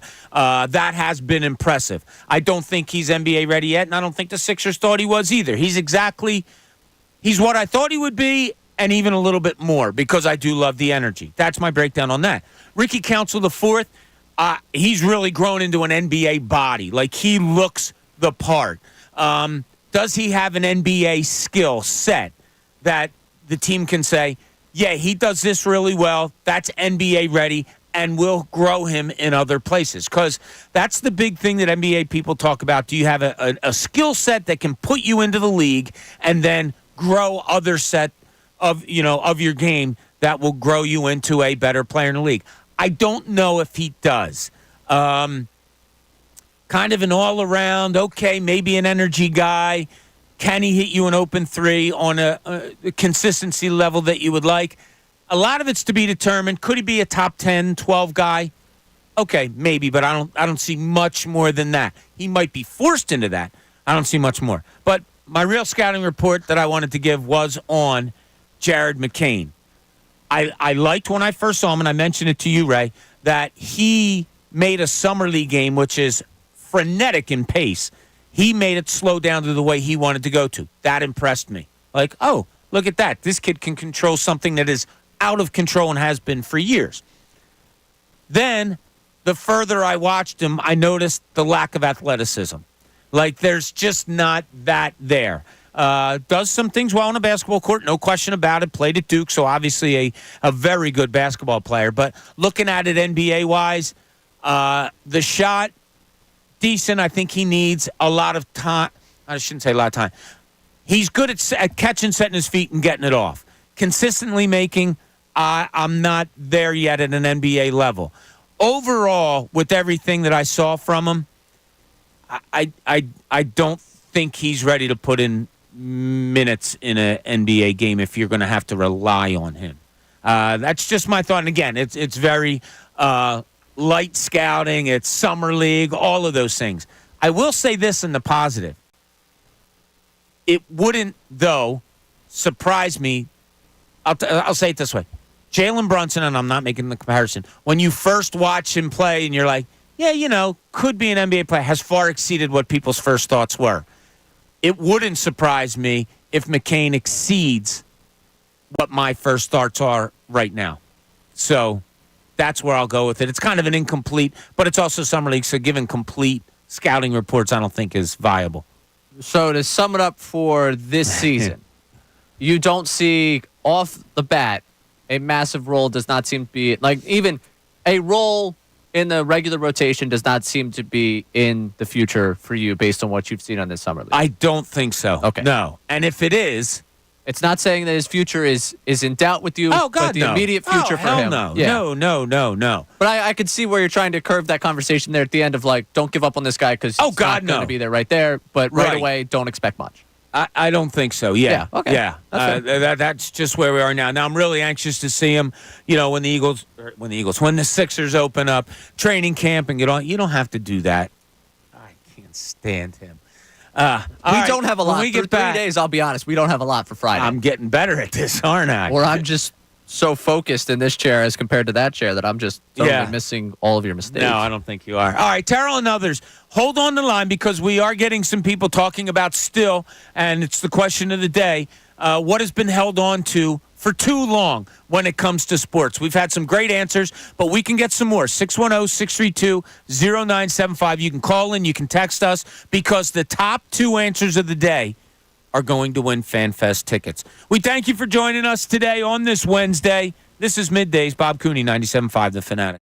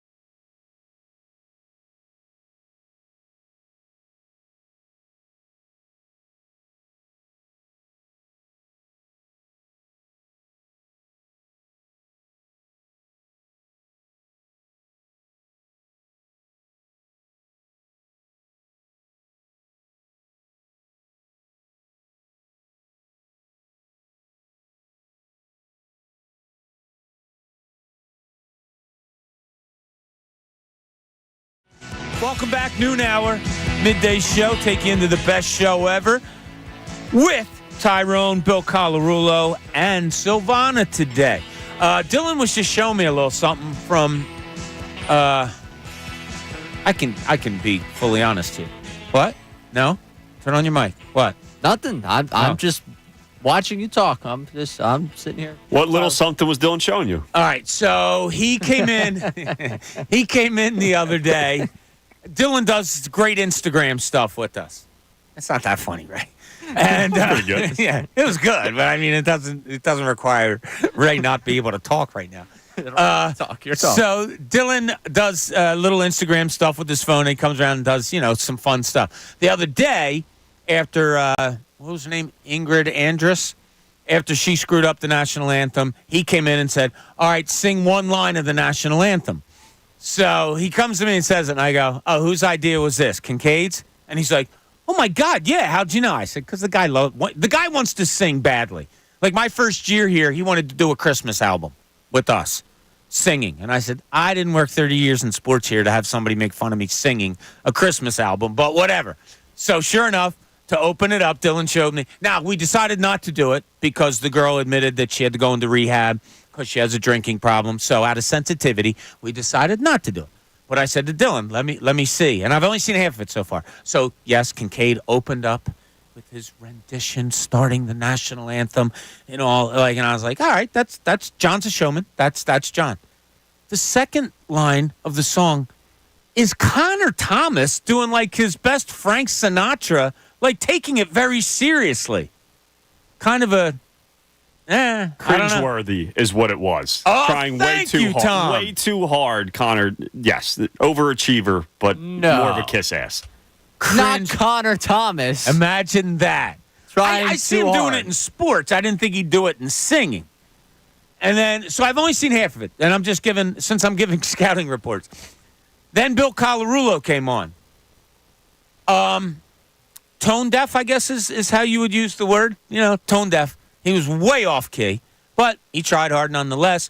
I think I just got done watching Silvana, so I have to do the rest of them. But when Dylan came to me, I saw you do yours. Yours was great. Mine was awful, but but you just owned what you are. Yeah, and you did it. Yeah, I can do Piano Man after a couple of drinks at a karaoke bar. That's about the best you get from me in terms of singing. Exactly. So when Dylan came to me and said, "Bob, need a line," and I went, "Brave." So I finished it off. That Pretty was good. it. That's all I wanted to do. So I'll take a look at, what else everybody has. Yeah, we were not. I saw yours. Yours was fine. Much Did you like do some, Tom? I did. Yeah. Okay. All right. Much like our sports ability, our athletic ability around here, we're not singers as well. No. There's a reason we're all doing this. I would say none of us. Well, maybe, I bet you John dabbled in the singing You think? aspect. Yes. Yeah. No. No. I this don't. seemed I like would- you were coming I from a would- place of information. No, I would render a guess that he was in a play or two at some point. At one point, Chuck D'Amico wanted to have a boy band of the group. I think it was Dylan, Connor, myself, and Heavy Chevy. I think was the group that was the boy band. Was that right? Who was? I have no you idea. don't remember this? Dylan will definitely remember who was a part of this boy band. But there was a group of us that. Chuck D'Amico's in a band. Chuck's a music man. Yeah. A great music man. Why did he pick that I don't group? know specifically. I don't know what role I would play in a boy band. Have you ever played an instrument? I did. I was a trumpet player for like 2 years there. Oh, is that right? Yeah, like 4th, 5th grade. Okay. Not good. I've always wanted to learn guitar, but I'll be honest with you, the learning guitar is not really a music thing. I just thought it'd be like, oh, wow, yeah, let me break out the guitar. And I'd be like, whoa, this guy could play guitar? So I didn't really You have think that would be the reaction? Yeah, easily. Yeah. You find a guy that like you're just hanging out and just like there's a guitar and someone can break it out and be like play guitar. That's an impressive thing to have. That's like an impressive. I don't know. We're repertoire sitting around thing. watching a game and someone pulls out a guitar and starts playing. I think Not it's watching annoying. a game. If I'm sitting like around like a fireplace or sitting around like a fire, sitting out like just in a basement, hanging out with people, and someone breaks out a guitar and can play the guitar. In a social setting, someone breaks out a guitar and can play the guitar. That's impressive. Yeah. I two things I'd want to do musically is piano and guitar. I don't know. I just like sitting around a fire and somebody breaks out a guitar. That's cool. So, like if you're just sitting in a social setting, not like, oh yeah, let's watch the Super Bowl. Why is that guy got a guitar? No, it's like if you're just in a normal social setting. This might be shocking to people. I do hang out with people socially outside of watching sporting events. I like there's other social settings I'll find myself in. Or like if you're in like a hotel lobby and there's a piano and you could just break out and play a little piano. That'd be impressive. Okay. I'd be impressed by that person. I'm with you on that. Yeah, I don't hate it. I'm fine with it. Yeah, I think it'd be a cool thing. Late night, you get home from the bar, or like you said, sitting by a fire. I don't have a problem with it. Break out a guitar. Everyone's like, whoa. Now, you got to be like relatively good. You can't just go up there. Yeah. And I want it to be that level of good. That will require me to put in a lot of effort to this thing that I don't know if the ends justify the means on. Maybe someday I'll get passionate about it, but I never really found the passion for it. I'm sitting here thinking, I know I have that look on my face. I think we were in Indianapolis or Chicago or something, and I went to the Sixers hotel to meet with my buddy Scotty Rigo because we were going to go out to dinner. And I think we sat in the lobby, and I was waiting down there for him, so, I'm sitting at the lobby bar. I think it might have been Embiid, but it might have been somebody else. I forget. A player got off of the elevator and saw the piano over there, and I believe did go over and start playing. You're exactly right, and it was impressive. That's what it is. It's one of those, wow, look at that guy.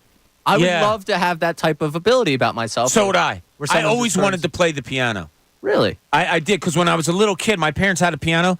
When I was a little kid, like my parents told me, I had a really good ear for it, and I could like play songs, like pick them up, and like Christmas songs or a theme song to a show. I could pick them up, God Bless America and the national anthem, and just by ear practice, and boom, I'd be able to play it.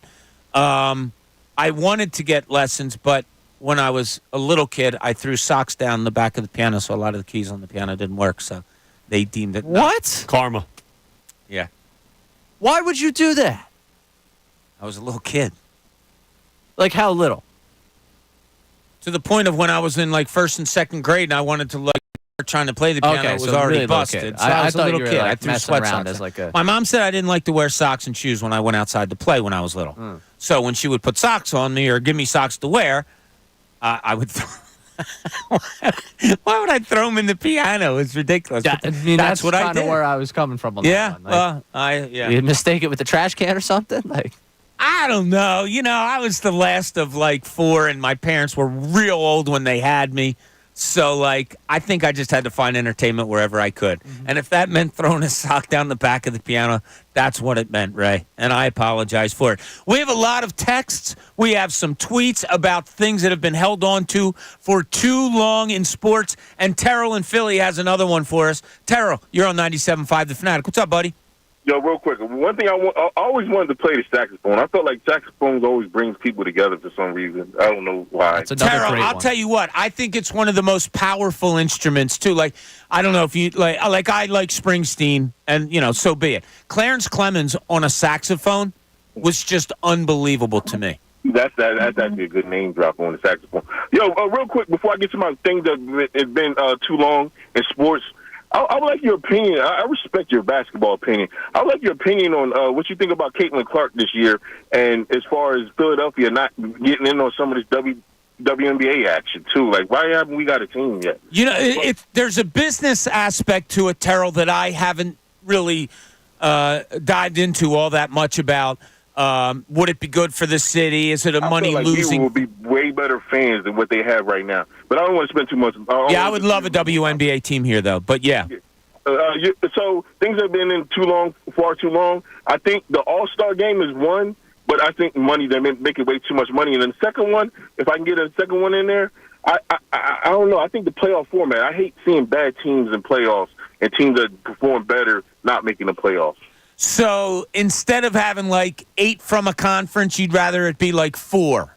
No. I'm just saying, like, I hate that on the Eastern Conference team, a team with a losing record makes the playoffs, and on the Western Conference team, a team with a winning record misses the playoffs or is a play-in team. Okay.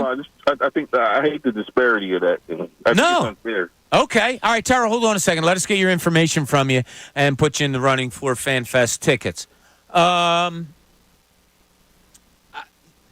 We've talked about playoff formats a lot. And whether we like them, whether we don't like them, too many teams. I don't think that we're ever going to say there's not enough teams.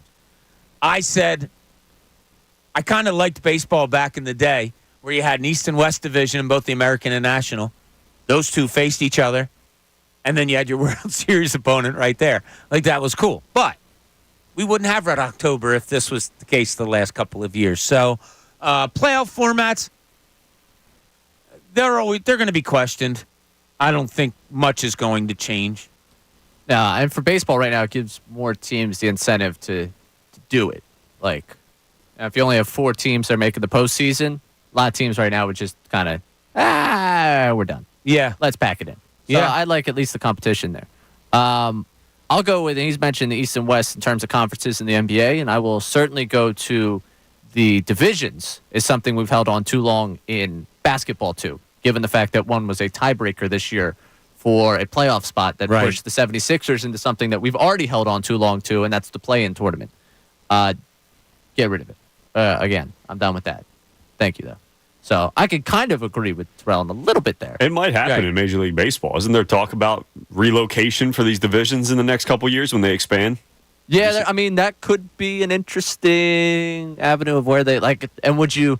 I don't want them to lose the American and National side of things. Like, I don't want it to become that where they start moving teams around that way. Yeah, no, I agree with that. But I will say it does make a lot more sense for the Pirates to be in the Phillies division than the Marlins. Or the Braves. Right. Yeah. Yes. So I'm trying to, when I was young, like I said, it was East and West, and that was it. Winner of the East played winner of the West in the National League and the American League, and then the winners of that played in the World Series. Now, I think the way it was made up in one division was the Phillies, Mets. There wasn't a national, so it was the Expos, the Pirates. Was the Cubs? Arizona wasn't here. And that could have, kind of been it. And then out west, you had the Marlins weren't around. Were the Braves in the West or the East? I guess they were in the East. Must have been.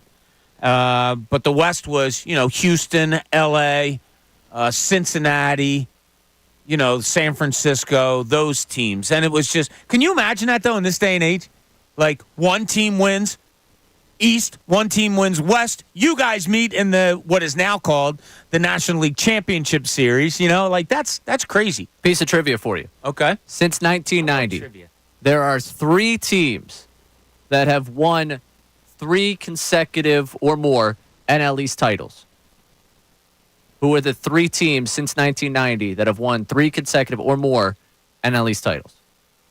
The Braves, and the Braves. The Braves. They've done it. Is it 3 different teams? 3 different teams. Okay. Yeah, 3 different organizations have won 3+ NL East titles in a row since 1990. Phillies have to be in there, 08 to 11. Phillies? Oh, yeah. 7 to 11, yeah. 7 to 11. Well, there's only 2 other teams to choose from. So. No. This is why it's trivia, Bob. Who moved out? Was it Houston? No, Houston was never in the East. It wasn't the Nationals. Mm-hmm. It wasn't the Mets. It wasn't. It wasn't the Brewers. They weren't in over here. Cardinals weren't here. Go ahead, Ray. The Pittsburgh Pirates. The Pirates. Yeah, the Pirates won 3 in a row, 90, 91, 92. And then the Phillies won 93, and then the Braves took over for that ridiculous 11-year stretch. That rivalry used to be cool. When I was a kid, the Pirates and the Phillies. Interstate rivalry, and it was a big one because the Pirates were good, the Phillies were good. They always played a doubleheader on Labor Day, which was the coolest thing ever. I remember a fight, Mike Schmidt breaking a finger when he got hit by a pitch, going out and throwing a punch at a pitcher and breaking a finger. I think it was Keeson. But yeah, that used to be such a fun. I miss that the teams close in proximity don't have that rivalry as much. Real quick, if they were to do this, where they would go to where they would expand, let's say they go to 32. This is just me right off the dome here trying to rearrange baseball. Would you want to keep the 3 divisions and maybe do a little bit of shuffling, or go to where football was, keeping the 6 teams in the postseason, 4 division winners and 2 wild card, and go 4 divisions? I don't like the division winner getting granted. Yeah, automatically granted. So, but then you're going to eventually just diminish divisions in baseball. Right, so... You're going to go basketball in the basketball, division. I'd like to just see an Eastern-Western Conference. Yeah, well, 16, really, the 16, division really... top 8. Yeah, I'm fine with that. Division only exists in basketball right now in that stupid tiebreaker. Like, let's go down... I'd love to do this down in Center City. Give me the Atlantic. Give me the Southeast. Just stand in front of City Hall with the microphone in people's faces because it doesn't mean anything. The divisions... I like that the division means something in baseball. I would, yes. I agree think with if you take away division winners, I think you'll end up demeaning the winning in division. Okay, fair enough. Yeah. But it's just a question. Would you go 4 divisions in baseball if you added a team to each league? Because then you get 16 on each side? 4 seems like a lot. But yeah, I guess. I wouldn't mind it. Yeah, I mean, it's a hypothetical. I'm not rearranging everything. Like what? No. And what the ones that they think are going to get expansion teams are like what? Nashville, and they're going to go back to Montreal. They're going somewhere else. Is Charlotte in the running? Charlotte, Raleigh's also in the running. I think Raleigh wants to be in the running. I know. Salt Lake City in it or no? Potentially. I mean, now that we're seeing the Utah Hockey Club, which was I not here when that was all announced that they're just going to be the hockey club. I don't know if I got to give my full opinion of how dumb that is. I looked at it. It was funny because when the Flyers schedule came out and we were going to do a little synopsis on the Flyers schedule, I was like, oh, Utah, that's right. And I did. I was like, oh, wait, what's their name again? And when I looked it up, they were still in the process of going to have a contest or something. Or the last thing I read was they were going to have a contest. But they're just going to be the Utah HC? Salt Lake HC? Like one of those. I don't know. SLHC. Yeah, come on. You got to be better. It's Nashville and Portland also, Tyrone says. Portland, that's the other one. I thought Salt Lake City, but yeah. Yes, Portland. Thank you, Tyrone. My mind was blanking. I was thinking Northwest, and I was like, not Vancouver. And I can't believe I forgot Portland because I was so excited for my aunt, my uncle to live out there in Portland. Like, oh, that would be the team. But, yeah, thank you. I totally blanked on that one. Have you been to Portland? I have, yes. Yeah. Yes, Portland. I like Love Portland. Bend, Oregon. I was there. I absolutely understand why all the hipsters choose to move out. Well, hipsters who made a lot of money in tech decide to live out there because it is amazing. Portland's a great city to walk. You know, it's kind of hilly and you got the water there and it's you ever end up back out there in the Pacific Northwest, go to Bend, Oregon. Okay. If I ever disappear, first look in the hills of Italy, but then somewhere down there on the list. You're going to work the land. I'll work the land. Yeah. I still don't know what that means, but we're going to figure it out at some point. All right, we do have texts to get to. We also have some tweets that were sent in about something in sports that's been held on to for just too long. 610-632-0975. Best 2 answers are going to get tickets to FanFest. That's right, September 28th. We'll tell you all about that a little bit later. We're also going to dive in a little bit closer to the Phillies. We saw what they did the first half. My God, was it great. Second half might be a little tougher, and I say half, it's not officially the second half, but let's look at their schedule maybe a little bit and see maybe what an outlook could be. Not wins and losses for 70 games. No, we're not going to do that. But just to look kind of a little closer at their schedule to see where we may be. We have all that and a whole lot more. This is Middays, Bob Cooney, 97.5 The Fanatic.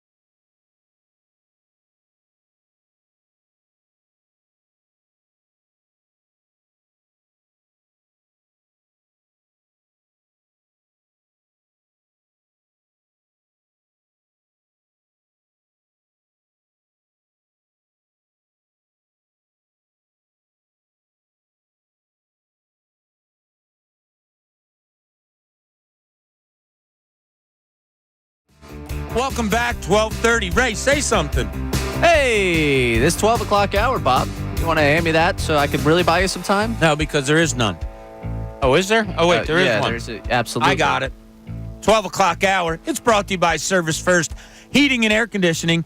Get 0% financing for 72 months and a $500 rebate when you purchase a complete heating and cooling system from Service First. Learn more at servicefirsthvac.com. Could have just handed that to me. I would have filled time for you on that one. Yeah, you could have. Because the problem here is today is National Hot Dog Day, I think, or something? Yes, it is. It is. So, Tyrone's favorite holiday. Is it? No, he hates hot dogs. It is. No, it is. See, I think this is a misconception. Tyrone and I are on the same page that on major holidays, if you're doing a cookout, that you should cook out above the hot dog. The hot dog is the last thing. Hamburgers, a must. Throw some sausage on there, throw some chicken on there, anything. Hot dogs is just the lowest on the totem pole. I don't know how low, high totem pole works, but it's the lowest of the food group. So Tyrone and I are on the same page. Be a little bit more fancy. I don't hate the hot dog. I love a hot. Sometimes I crave a hot dog, and I'll throw them on the grill during weekends, whatever. I just think if you're having a party that you go a little bit, and that last hot dog's making me burp, that you go a little bit above the hot dog. And I think that's where Tyrone and I stand on that. It is. Yes. Yeah, he doesn't hate the hot dog. I was going to get yelled at. Yeah, I was waiting for him to come in and yell at me. That's it. Simplicado, we're right here. We got it. Me and Tyrone are on this. He's telling me now he can't stand hot dogs. He hates them. They're the worst thing in the entire world. So we're all on the same page. I don't think that's not the case. And I went further as to say, and this is not a popular opinion, I prefer the boiled hot dog as opposed to the grilled hot dog. You're nuts for that. My favorite hot dog of all time, Veterans Stadium. The guy pulling it out of the trash juice and throwing it on a bun and slapping it, and then getting that stick of mustard and slapping it on there and giving it to you. Oh, it was probably the worst thing for you in the world, but God, was it delicious. It's good. Yeah. And then as I got older and realized how well that went with beer, oh, my God, are you kidding me, right? No, I'm not kidding you, Bob. It's fantastic. All right, we got a lot of – let's go back to some of the texts that we got on things in sports that have just been held on to for too long. And, Bill, hold on. I'll get to you in 1 minute. Yes, so we have a good amount here. We got Tom from Lansdale who says, the home crowd at a baseball stadium booing the throw over to first when the opposing team does it. We should be doing it when the home team's doing it as well if we think that highly of it. I'll tell you what, I agree with that one. I never understood the booing of, like, thrown over to first. Boo. Why? It's so funny you mentioned this because Josh was at the Phillies game on Saturday. He came in on Sunday. He's like, what? We don't boo the throw over to the first anymore? I was like, I don't know what to tell you, man. I don't know if it's there anymore. He's like, what happened to the crowd I once knew? I don't know what to tell you. You know what I think it is? I think it's because the pitch clock games are so much shorter now that the reason I think a lot of times people would boo because it was the opposing team is, really? We get an extra 15 seconds here, but now the games are so much quicker. I think we don't care as much. We should applaud it now. You only get so many of those throw-overs. He's thinking so highly of the runner that he's got to throw over. You're probably one throw-over closer to that guy taking off. My dad used to get mad at me when announcers would say, like if the bases were loaded and a guy had a 3-0 count. Well, you can't walk him. There's nowhere to put him. And I would always go, as a kid, and my dad would get so pissed off at it. It was funny. I'd go, yes, you can. You put him on first. Move the guy from first to second, the guy from second to third, and let the guy from third, score. And my dad was like, would you stop? Why do you have to say that every time? I thought it was fun. I'd have the reaction of your dad. Yeah, same. I was like in this 5 or moment, 6. I still have the same reaction as your dad. Ray's going to get a fist one of these days. But go ahead, Tom. More before we have a fight go down here. We need this, John in Downingtown. For me, we need to let go of the Eagles chants at other events other than Eagles games or tailgates. Another great one. So I was out in Chicago for the Union game, and the Union game went as it did. They were up 3-1. 3-1. Lost 4-3. They lost 4-3 all in the last 15 minutes or so. And I was sitting in a section filled with people who were cheering on the Union. And someone from the back of the section decided to start that. And when I tell you, they might not have even gotten to G before someone in the section over from me turned, and I don't want to say what they said to that person, but it was a very, very strong way of saying a shut up and stop that right now. because it was, and in that moment, I was annoyed. I was like, one, let's stop with the Eagles chants everywhere. Like, we know, we love the Birds. It's great. But in that moment where they had just blown a 2-goal lead in a matter of like 15 minutes and lost, the last thing I wanted to hear was that from behind me. So I sympathized with the person next to me. I agree with that take, but it was hilarious to me in that moment. I was like, ooh, we're about to have football on football fighting right here. That's pretty good. We got other ones, Tom? Yeah, we have one actually here on the Jaylen Hurts conversation that we were getting into a little bit earlier on. This from Mike and Malvern. Ray is not wrong based on the conversations we were having. Jaylen missed a lot of open guys in key moments of those final games that would have swayed the outcome. And it was every game that he did that. He also noticeably left the pocket way too early every game and would roll out and throw away. Those are not just scheme issues; those are player issues. A mix of both, but those were alarming trends. I'm more with Bob. Yeah, that is something that concerns me, his patience in a pocket. Now, it's negated by his ability to make plays out of a pocket a lot of times. We'll see. Like I said, I'm just at the we'll see type. I really do enjoy watching Jaylen Hurts play. Whether he can be more of the guy of 2022 than the guy of 2023, I just haven't decided yet. So that is in a nutshell of what I was saying. Okay. Yeah. All right. I'm prepared to see this season go. I'm more of I guess he'll have to prove me wrong if things go poorly. Like, I would feel like I am on the side of I think he's closer to 2022. And I would feel like if he's closer to 2023, that would be more of hand up on my bad. I didn't see that one going that way. Right. And I'm taking the baby way out. I'm still just hanging on the fence. We have a massive hot take when it came to the things that we held on to too long. This is from Joe in Mayfair. The Eagles fight song needs to go. Does anybody else think it's time to change the fight song? We live in a metropolitan area, and our fight song is played on banjos. Nobody in Philly plays banjos. The entire song is illegal in today's NFL, by the way, with the hits low and high. We need to come up with a new modern fight song for the Eagles. It's super corny. The young generation thinks it's super corny. So, to describe people out there, and if whoever's running YouTube, who's running YouTube today? Brandon, yeah. If you can get a shot of Ray, please focus on Ray right now. What is wrong with you? Tom, could you Your back hurt? Could you please scroll up from all the texts from Joe from Mayfair? Sure. What? I swear, constantly. I've seen this text come in so many times. From him about the fight song? I don't know if it's him specifically or he's got come up 4 of the last 5 texts he has gotten. Oh, yes. my God. If this thing bothers you that much, I got a lot of questions on this one. It's a fun song. Just let us know. It is. And a couple weeks ago, we did a walk for Crohn's. We went down. It was at Lincoln Financial Field. And I guess the Eagles pep band, if that's what they're still called, if they're still whatever. But I think those guys were there. We passed by them, if that's what their name is. I don't think they were there. They were there. We walked right past them. And they started playing the Eagles fight song right as we were going past. The reaction it got shows that the song's not out of date. No. People were singing along, of course, and then the EAGLS at the end. Nah, it's the song's fine. The song's good. Fine. Yeah. There's some things you just hold on to for tradition on that one. It's a good enough song. I enjoy it. They won a Super Bowl while they're playing it, And who was it, Tom from? It's Joe from Mayfair. Joe from Mayfair? I swear. And it's nothing against you, Joe. I don't know you. But I feel like there's been days where we haven't even been talking. Like, we might have done 4 hours where the Eagles just did not come up. And I've seen that. And it's a paragraph. You summarize that. That thing, I don't know if he's getting a doctorate with the thesis he's writing on the Eagles fight song. Well, it's passion. If he has that much passion, he does that much writing, write a song. And propose it. We'll listen to it on air. Go ahead, Joe from Mayfair. That's your thing. Hit him in the respectable spot. Like what?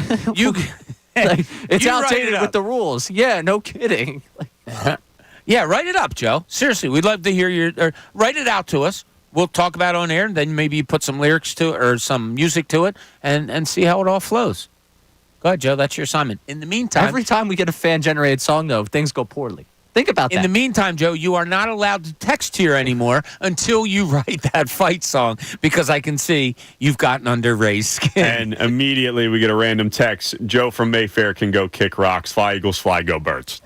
See, I feel like I'm not I'm not. That was from Ray in Ballackinda. No, And it was not Go Kick Rocks. It was something else. But. Yeah, my name is saved there. Okay. Yeah, no, so I can't text it anymore as something else. All right. My name is they saved my name. Matt Menard didn't want any funny business from the text line, so my name is saved in the text line because I tried to text in and I was caught. Bill in Utah, you're on 97.5 The Fanatic. What's going on, Bill? Hey, not much. Hey, you guys were talking about the Utah Hockey Club, the name and everything like that. So you were right. There is a contest going on. And we are going to be called the Utah Hockey Club this year. And next year we go to the whatever the new name's going to be. So, Bill, let me ask you a question since you're out there. How long has Salt Lake City, Utah, been pining for a hockey team? I think maybe 5 years, but for the last 2 years, very aggressively, and the last 8 months, like there was no tomorrow. I mean, this really was something that we knew was going to come, but the last 8 months, it really just came out of nowhere. With Arizona folding, if Arizona didn't fold, we wouldn't have a team. Like I say, we wouldn't get an expansion yet. Okay, so that's kind of my point. Like, the city has been pining for a team for, like you said, a couple years, really pushing on it in the last 8 months, and you get Phoenix folding and all that. You can't come up with a damn nickname? Well, I think, this is what I think. I think the owner has got a lot of money. He's a billionaire. I look at it like, okay, Utah Hockey Club, we got these jerseys that are Utah Hockey Club. Hey, let's sell those. Let's have a contest. Let's name the team. I mean, you got to figure. I mean, he just got the team Play it out. 2 months ago. So yeah, I hear you. There's a lot to do, right? But I think the name of the team next year is going to be Utah Yeti or Venom. Those are the leads. Okay. Those are the two teams. It's going to be one of those. And when the schedule came out, I saw flyers when they come here February 4th. I had to buy my tickets third party. Over 30,000 people put deposits down for season tickets. Wow. Huh. And the Delta Center is made for basketball, so there's a lot of seats that are going to be not having fans in it because of the obstruction of the view. Yeah. So it's really going to be about 16,000, 17,000 until they put money into the stadium to make it hockey friendly or build a new stadium on the west side of the valley for hockey. Right. I like that arena too, Bill. I've been there many times. Thanks a lot. Appreciate the call. Good luck with the hockey team, Bill. Getting a nickname, that's kind of tough. Oh, here it is. I'll just get the line. Joe from Mayfair. You have Ray sitting right here. Go for it, Joe. No, this is the real Joe. This ain't that fraud that was bitching about the song. Oh, this is the real Joe. That's right. Dude, that made me so mad I had to text and call you guys. All right. So you're for the fight I song. just want to let you know that dude's a fraud. Don't take that dude's calls anymore or text. He's a fraud. Do you know who he is in real life? And I wish I did because I'd go to his house. Oh, jeez, we're not promoting. Easy, Joe from Mayfair. We're not promoting Joe on Mayfair violence. No. I'm just playing. But seriously, like, I've never. This is the first time I've ever heard anyone complain about this song ever. Like, it's literally my favorite song. Joe, you're the best. Silly. Yeah. So silly. Hopefully we can get the Pepe Joe. Thanks a lot to do a concert that you can get to. It's literally my favorite song. I love that. Yeah, okay, so now we need to update the text line. Fake Joe from Mayfair and real Joe from Mayfair. And they're going to meet at somebody's house. No. We're not organizing that. We're not organizing that. We can't become promoters here also? We're not becoming promoters here. No. Peace, love, happiness on this one. Joe from Mayfair against Joe from Mayfair. That's sketch. Everyone in Mayfair, be on alert for two Joes that have dueling Eagles fight song opinions. Spider-Man meme. I can see it coming. All right, when we get back, I want to dip into some more Eagles stuff as training camp is about to start just a week away. So the pads are going to go on. Hopefully the heat calms down a little bit. We'll talk a little bit more about it because I stated where I stand with Jaylen Hurts. How about you guys? Because there's no doubt he's the most important player on the team, in the organization. Where do you stand on Jaylen Hurts? 610-632-0975. Also, we're going to hold on to this contest for the rest of the day. Something in sports that has just been held on to for too long. We have some great answers so far. Let's get yours. 610-632-0975. This is Middays. Bob Cooney, 97.5 The Fanatic.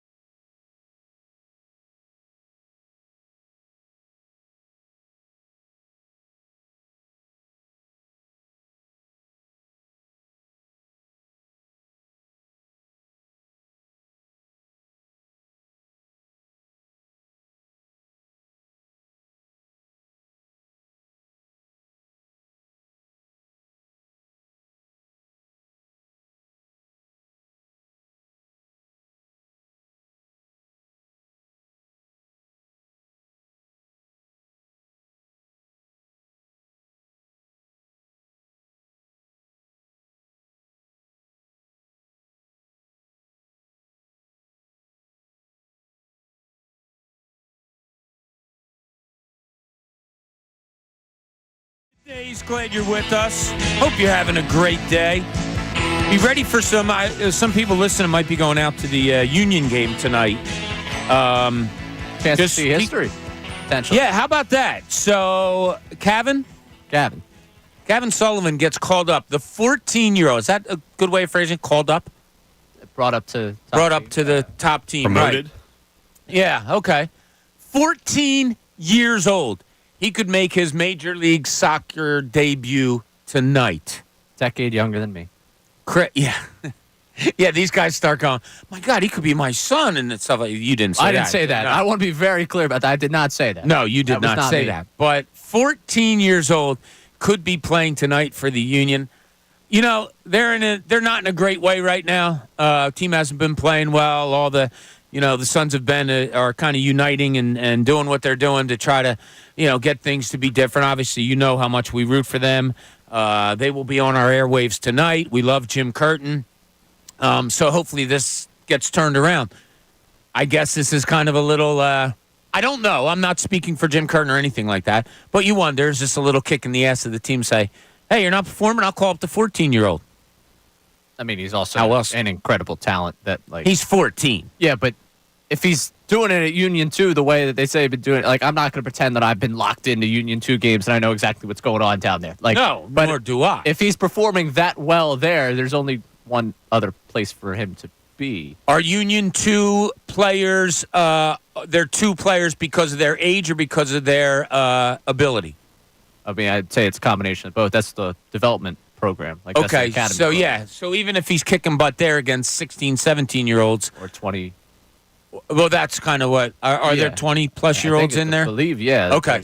I mean, he's young, I think, for that group. Right. So I think, at this point, hey, give him a shot. Give him a shot. Yeah, part of it maybe a little bit. Hey, yeah. Look at the way things are going. But if you think that there's any bit of life that could be injected by him coming in here and doing something, you do it. Yeah. Yeah. It's pretty interesting, and I'm pretty positive. And I talked to my son about it that he was like a 6-7-year-old going to my son's high school practices because his grandfather, Kevin Sullivan, was my son's high school coach. I'm pretty sure he was on the field with them a lot of times playing as a 6 and 7-year-old.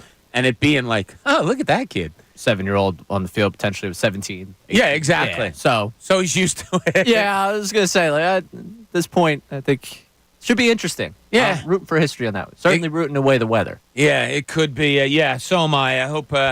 Just be careful there, because I've been to a Union game where a thunder and lightning storm came in and had to get under. Literally, you get under the bleachers is what we did, because we were seated with the Sons of Ben. I went with a buddy who has season tickets. Cool. We were seated with them, but for us to get out of it, we had to go under those bleachers there, and it's not like.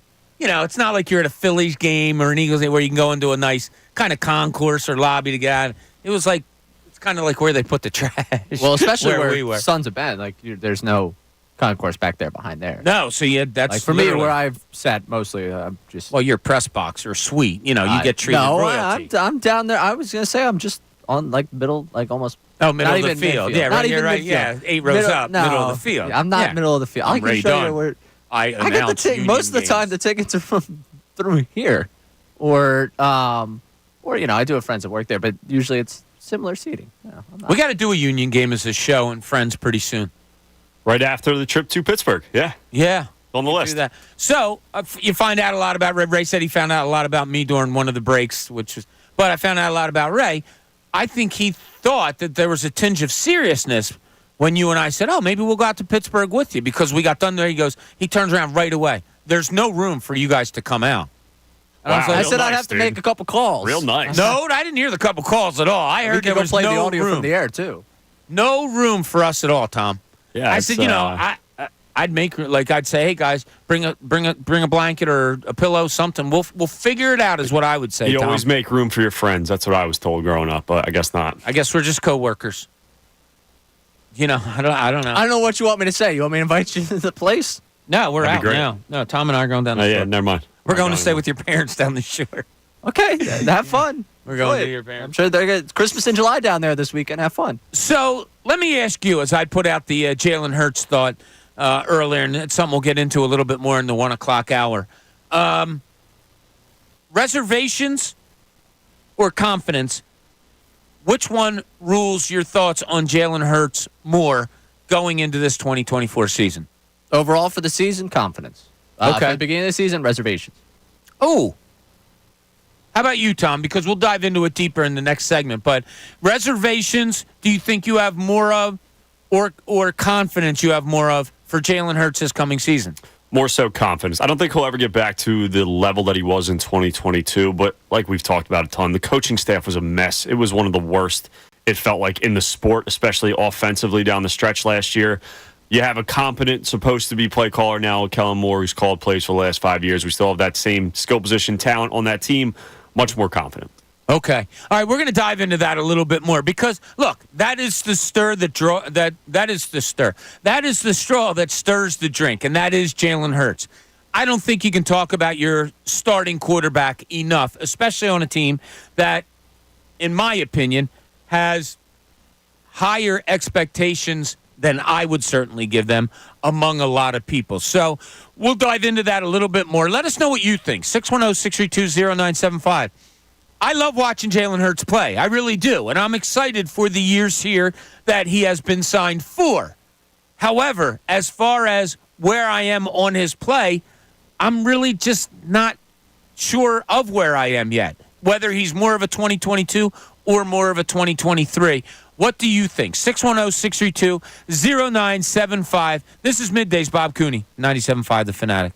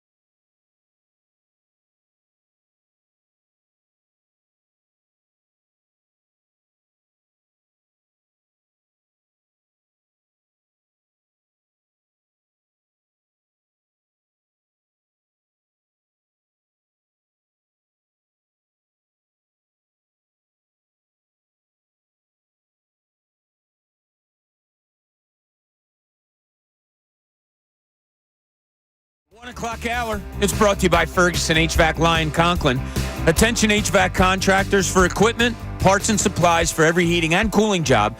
Visit one of Ferguson's counter locations in Bensalem, King of Prussia, Pennsauken, or Westchester. All right, one of the things that we were talking about earlier today was a top 10 list that was put out by the morning show. And that top 10 list was the top 10 athletes in Philadelphia from the year 2000 and on. Now, Connor, Andrew, and John all gave their lists. I think they had like 7 that intertwined with each other. It made for a huge talking point here at the station.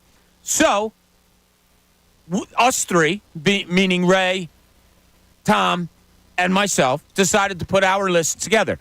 Just having fun with it and just to kind of tease it a little bit, I threw out 2 names that I think all 3 of us are going to have on our list, and I'll throw out another one now because at 1:15, we're going to give you our top 10. So far, the ones that we agree on that we have on our lists, Jimmy Rollins, Ryan Howard. I'm going to go another sport. I'm going to go basketball. I'm pretty sure the 3 of us will have Allen Iverson on that list. Tom, is Allen Iverson on your top 10? If he's not on your top 10, you're crazy. I got nervous when Tom kind of looked before he put on his mic. So he is. Ray? I'm a crazy man, but he's definitely on mine. All right. So there we have 3 in agreement of our top 10, which we will give you at about 1:15. So let me go to Slick Rick. The other conversation we're having today is something that's been held on to too long in sports. It could be Philadelphia. It could be anywhere nationally, whatever. We've had some great answers. Ray's going to pick the top 2 answers at 1:45 today, and those 2 people will win FanFest, a pair of FanFest tickets. Slick Rick, West Philly. You're on 97.5 The Fanatic. Top of the day. Top of the day. What's going on, buddy? Everybody. Excellent, excellent. This is something that, like, is spoken, and it's just assumed. And I think it's so overrated, and I think it needs to be trashed. It's home field, home court advantage. Because if you look at it, the champions most times aren't, like, with the home court or home field advantage. Like, oh, got to get home court, got to get home field. And that's not necessarily the case, because most times who's standing at the end, that's not who it was.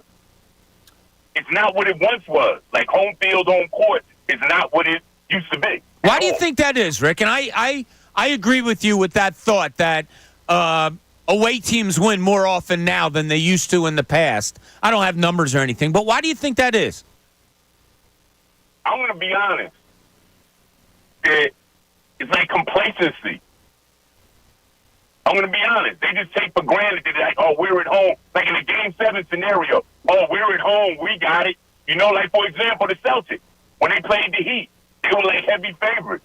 And they had a Game 7, and then, to me, they just got complacent. They ran out of gas and were complacent. That's like a perfect example. People just took for granted that just because they're at home, it's at Boston Game 7, oh, well, they'll come back and they'll win. That's not the case.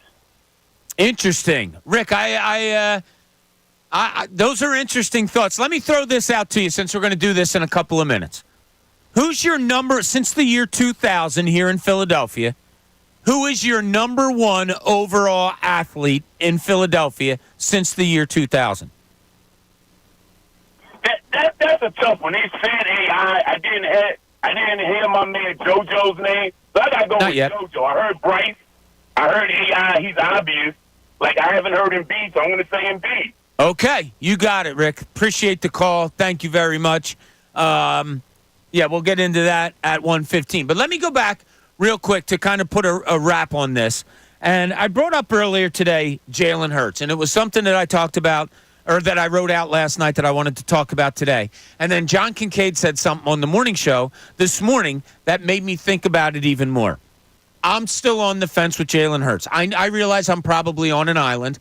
I would like to see one more year. And in the grand scheme of things, and maybe it's because I've been watching sports a long time, 4 years isn't like a boatload of time to, like a lot of people say, oh, you have to make your decision already. He's been in the league. He's been a starter for 3 years. I think I can wait one more year. I think Jaylen Hurts is going to have a 10, 12-year career in the NFL. I'm okay. For me, I'm okay to look at him this year. and then decide what kind of quarterback I think he is or, will continue to be in the NFL.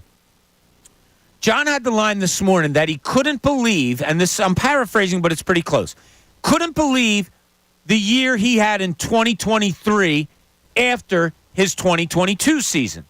Now, if you dive into that, that means he was so great in 2022, I couldn't believe he wasn't that good last year. I turned it around a little bit. I said, well, how about if you say you can't believe the kind of year he had in 2022? Because maybe you're saying that 2023 is more like what Jaylen Hurts is. There's somewhere in between right there. And, Ray, I want to see it this year. Where do you kind of stand on that for people who haven't heard? Like, where do you stand as far as what you think Jaylen Hurts is right now and maybe what he's going to be for his career? I, again, go back to I don't think last year is as bad as people have kind of, I guess, pushed it towards or pushed on his plate of how bad it's been, just because I look at a lot of things working against him in terms of the Mount Union playbook, in terms of his knee, and just really Mount Union playbook. I like that. I mean, and for him, he was playing on a team that we found out half of it was really not up to par with the rest of the National Football League. Like, he gets judged by team success because that is what happens to a quarterback in the National Football League. He did not play to the level in which he did in 2022, which is going to be jarring to people when you say, okay, you went from an MVP candidate to someone that was just a tier below where those level quarterbacks were. Yet, through 11 weeks, the guy we were talking about in the MVP conversation, the guy we were talking about, this guy just finds a way to win. This guy just does this, that, the other thing. They are probably a stop against the Cardinals and a Drew Lock drive away from winning 13 games last year. And does he get viewed as, well, he didn't have quite the season he had in 2022, but it's hard to argue with the success of the team. Like, I feel like the narrative around him took a toxic turn due to just how disastrous the end of that season was. And I think how disastrous the end of that season was, when I'm dishing out blame for where it goes, he gets some of it. He's the quarterback. He did not play up to par for what I wanted to see from him. However, I don't think I'm dishing out nearly as much of that blame to him as other people are, and I think I see him in a more positive light due to that. Okay. Tom, you pretty much on the same? I'll tell you what, Tom, before you go, how about if I throw out numbers? Okay? Comparing 22 and 23. Now, numbers don't say all, be all, which we all know, but they can help you.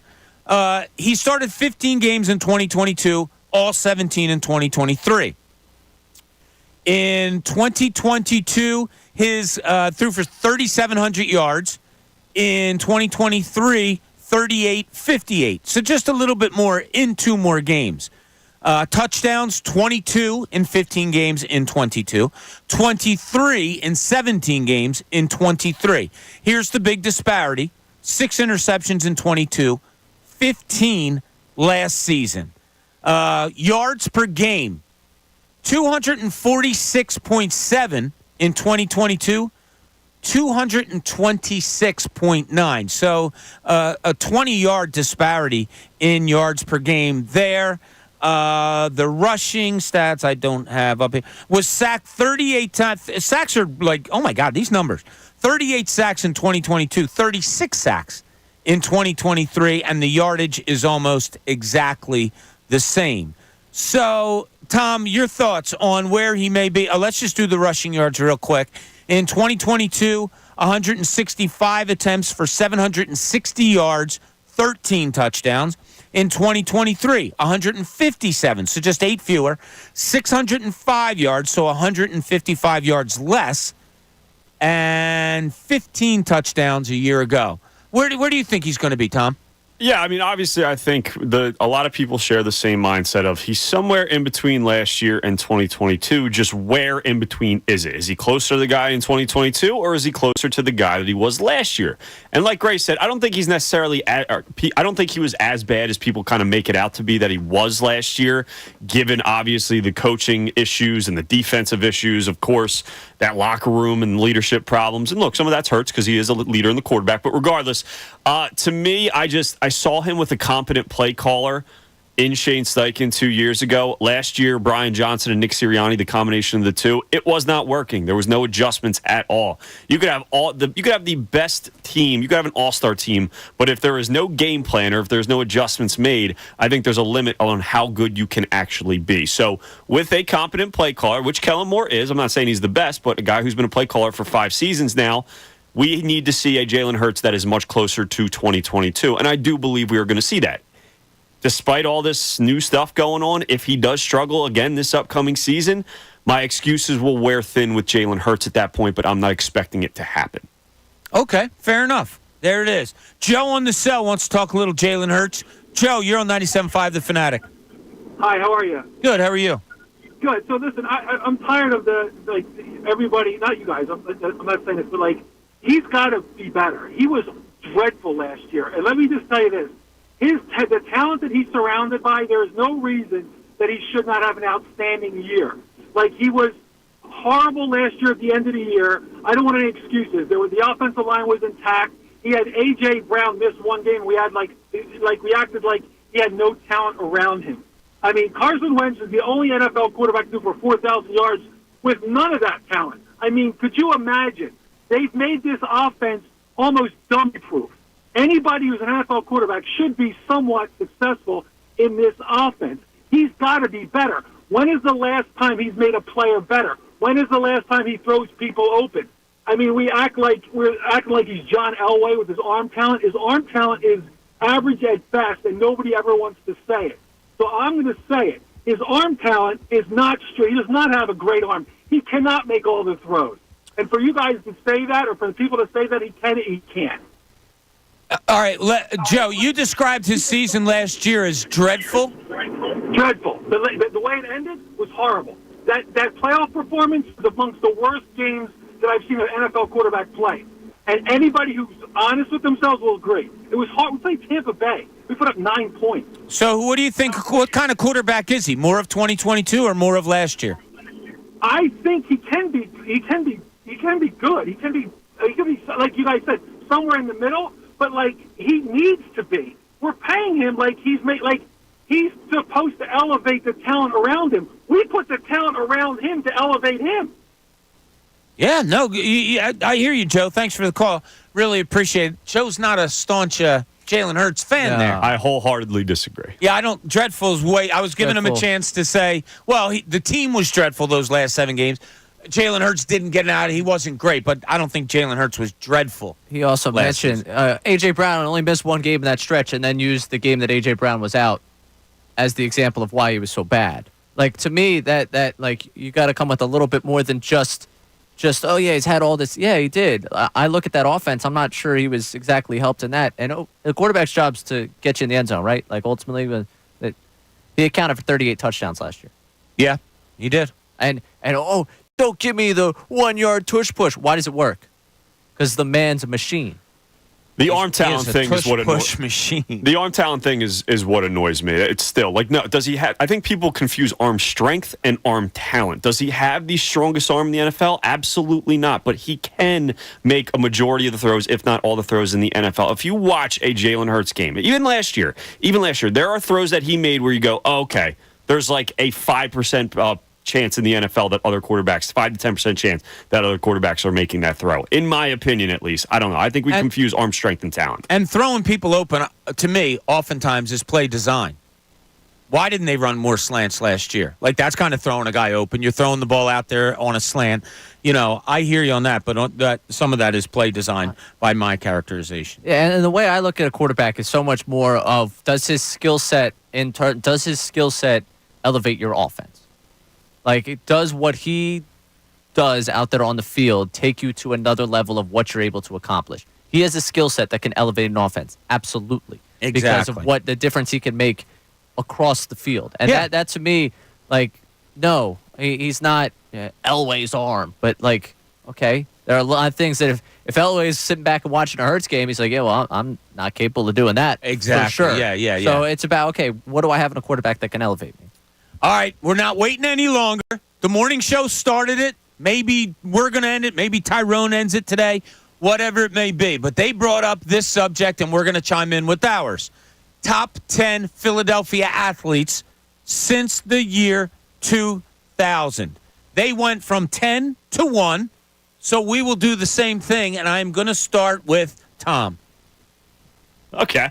Cool. All right. Yeah. So, and the preface here, like, it's their career with the Philadelphia team that they're on. Like, Terrell Owens. Yes, correct. Terrell Owens. Exactly. Philadelphian. All right. Yeah. So this list was tough. I've changed it like 5 times since we started, but I feel pretty good about it. For number 10, for me, it's Claude Giroux. I know people will kind of look down a little bit on his tenure here. The guy was top 5 in MVP voting 3 different times. Played the second most games in Flyers history, second most points. Led him, or was a big part of that cup run. And who was the second best player his entire time here in his prime? Jacob Voracek. So I'll go Giroux at 10. Joel Embiid at number 9. I need more in the playoffs if he's going higher. Bryce Harper at number 8. I think he has the potential of obviously jumping way higher in this list, but still more needs to be done. Donovan McNabb at number 7. Greatest quarterback in the history of the Philadelphia Eagles. Chase Utley at number 6. This one jumped into my list because Ray and I were looking at just how good Chase Utley's stats actually were. Ryan Howard, number 5. Brian Dawkins, number 4. Allen Iverson, number 3. Jimmy Rollins, number 2. And Jason Kelce, number 1 in this generation of Philadelphia sports. Since 2000. Since 2000, of course, yes, this generation. All right, I was trying to write them down as you went along. You had I'll go real quick. Howard 5. Yeah, Giroux 10, Joel 9, Bryce Harper 8, Donovan McNabb 7, Chase Utley 6, Ryan Howard 5, Brian Dawkins number 4, Allen Iverson number 3, Jimmy Rollins 2, and Jason Kelce 1. All right. There we go. That is Tom Alvord's top 10. That's Tom Alvord, ALVORD. If you want to chime in and say something to him, that's fine. Good list. I like yours. Like it a lot. One name on there, but we'll get to that in a little bit because right now we're going to do Ray's list. We're going to get to that name at a point in my list, too. Number 10, I'm going with Lane Johnson. Number 9, I will go Donovan McNabb. Number 8, I will go with Bryce Harper. 7, Ryan. You got to slow down because I'm trying to write these. Like, give explanations on why or something. Help me out, Ray. Okay, Lane Johnson, one of the best tackles in football. Okay, Lane Johnson 10. All right. McNabb 9. Bryce Harper at 8. Right. Ryan Howard at 7. I will continue to go Jimmy Rollins at 6. Chase Utley gets the nod at 5 for me. Brian Dawkins is 4th on my list. Number 3, Allen Iverson. Number 2, Joel Embiid. And number 1, Jason Kelce. All right. Very good. Let's see here.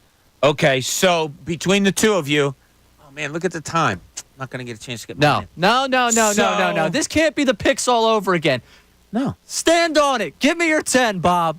I will. I'm going to talk about your 2s first. No. I want your 10 right now. Not right now. I want to talk about your guys first. All right, I will. I do not have Claude Giroux on my list. Here's why, and I'm big enough to say this. Don't know why I have this thing in my head about Claude Giroux. Wanted more. What you make a great point too, Tom. Wasn't surrounded by any type of talent while he was here.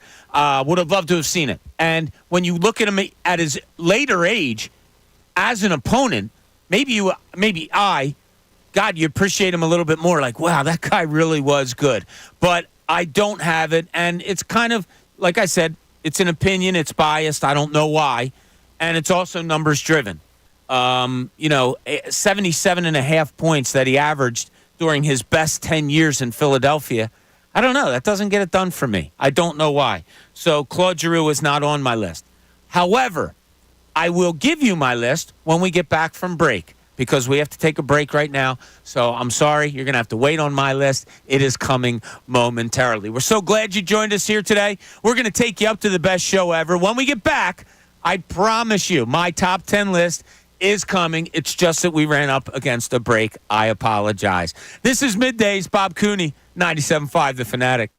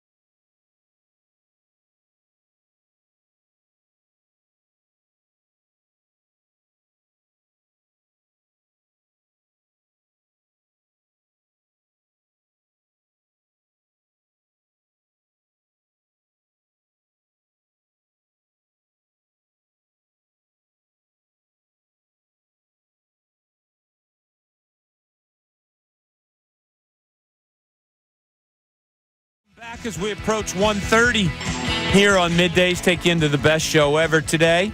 Bill Colarulo sitting in for Ricky Batalico, the vacationing. We haven't even heard from him today, so I guess everything we said was okay. Tyrone, of course, will be running the show. Silvana producing. So stay tuned for that at 2 o'clock. What do we got going on, Ray? Anything? Yeah, Bob, we do. And I swear, all right? If you don't give us your pick, your top 10 here, I don't know what I'll do. Number 10. I might not even. We have text messages. No, we have no text at no all. tweets. Wow. We're turning off the phone line. You give us your top 10, Bob. You're not going to Knicks Sixers us here. All right, here we go. At number 10, I have Lane Johnson, as did Ray. Number 9, I don't have him low because of any other reason than there was no MVP, no championships, world championships, but best quarterback of the biggest sport in the city. Donovan McNabb is my number 9. Chase Utley, who, of the three, Howard, Utley, Rollins, I said that I thought Jimmy Rollins deserved mostly to go to the Hall of Fame, and I still stand on that. But it looks like it's a hill I'm going to die on. Chase Utley, from the people that know better than I do, it looks like he's probably going to get in. So a Hall of Famer at number 8, I have no problem. Also a champion, a World Series champion. Chase Utley at number 8. Number 7, got to see a championship with this guy, but, he's going to be a multi-MVP award winner. I go Bryce Harper right now at number 7 with the kind of the asterisk. He's going to move up as his career carries on, obviously. Number 6, MVP could have been this year if another injury didn't kind of derail him a little bit. I go Joel Embiid at number 6. Number 5, Ryan Howard, world champion. That 6-year career is just not career. That 6-year stretch was just absolutely unbelievable. MVP, World Series champion. I have him at number 5 on my list.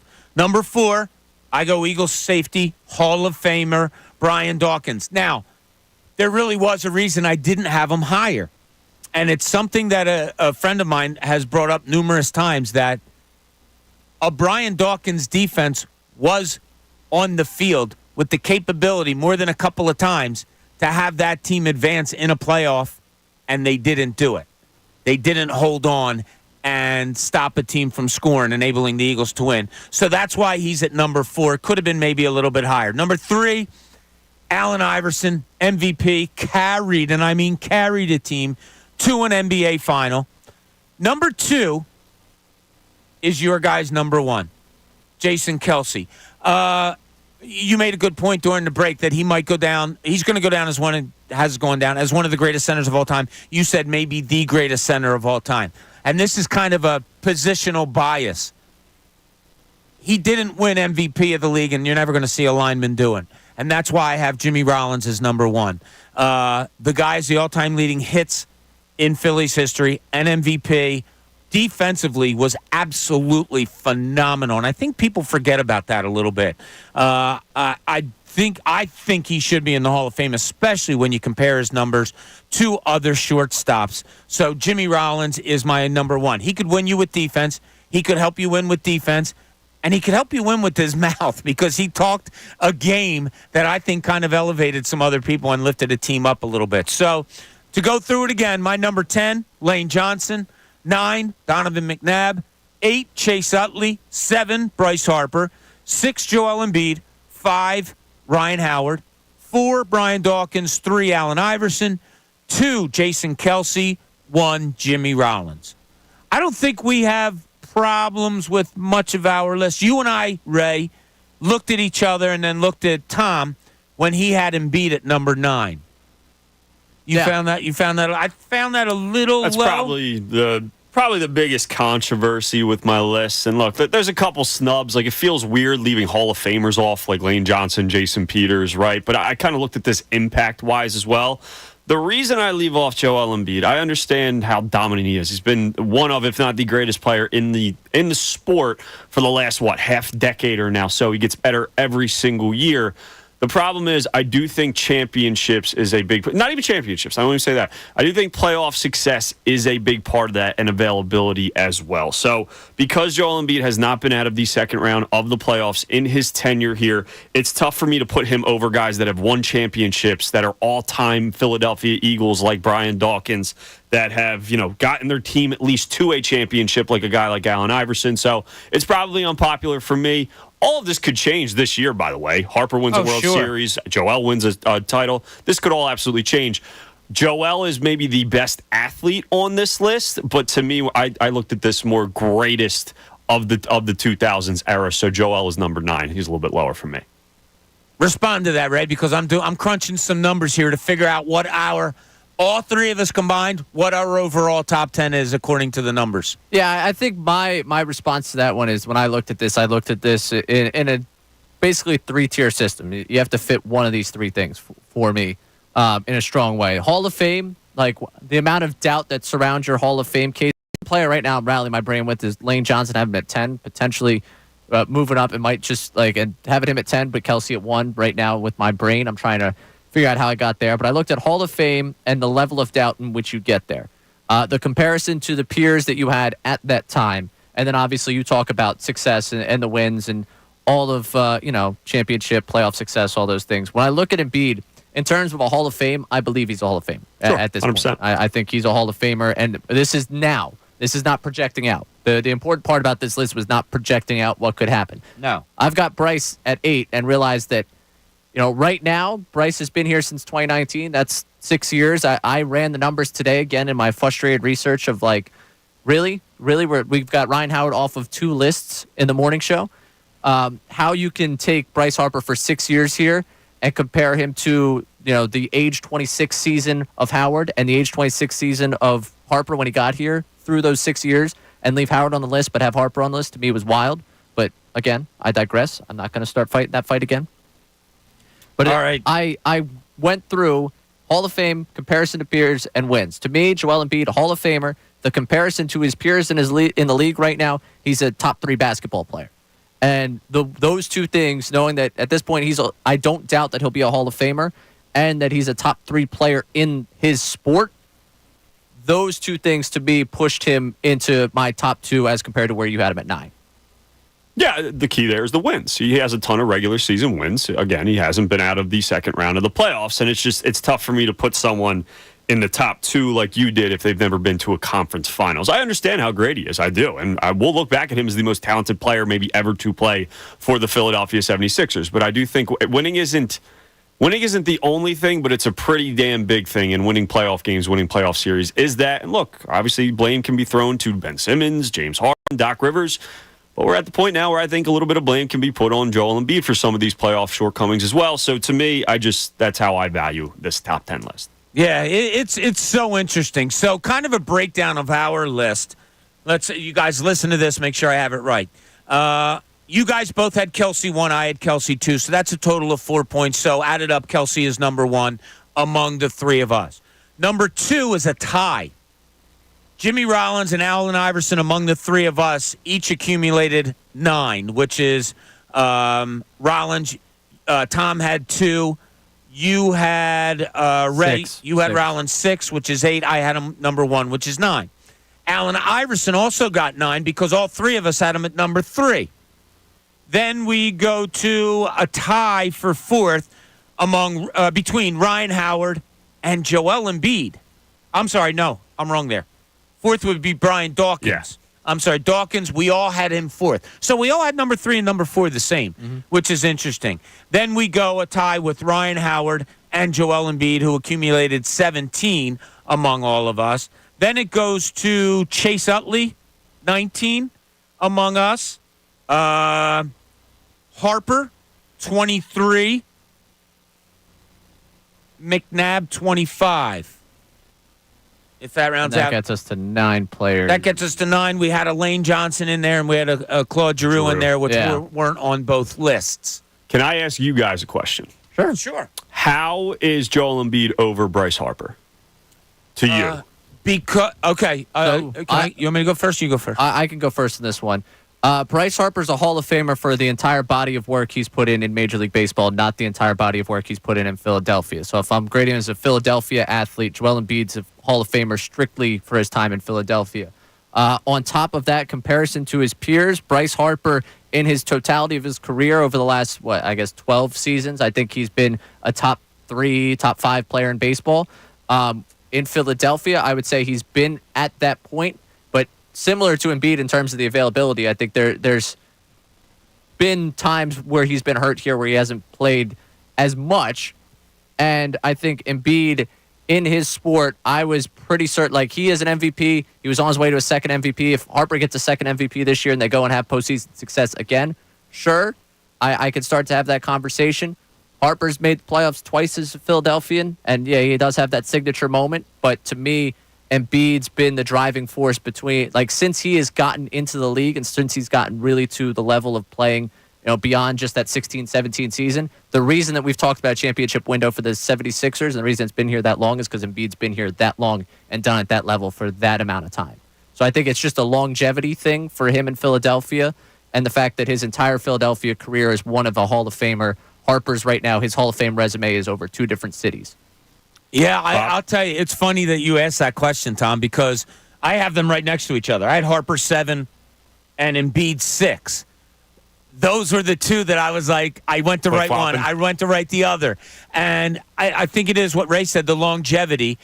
It's also it just is. It just is the longevity with Embiid. He could have won another title. Yeah, Harper's taken him to the World Series. Harper's been a part of taking him to the World Series.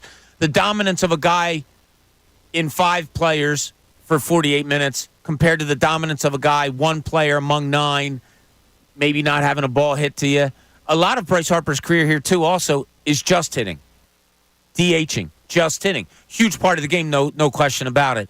But, yeah, those were like the little factors that came in. But those 2 are so tight, right there. But I think Ray's point, the longevity part being the best one. And I choose the winning in the playoffs more than longevity. Yeah. And that's why I go Harper. So, yeah, I was just curious because that was kind of the ones that stuck out to me when it came to this. You and I both had Harper and Embiid right next to each other. You had Harper above. I had one above, yeah.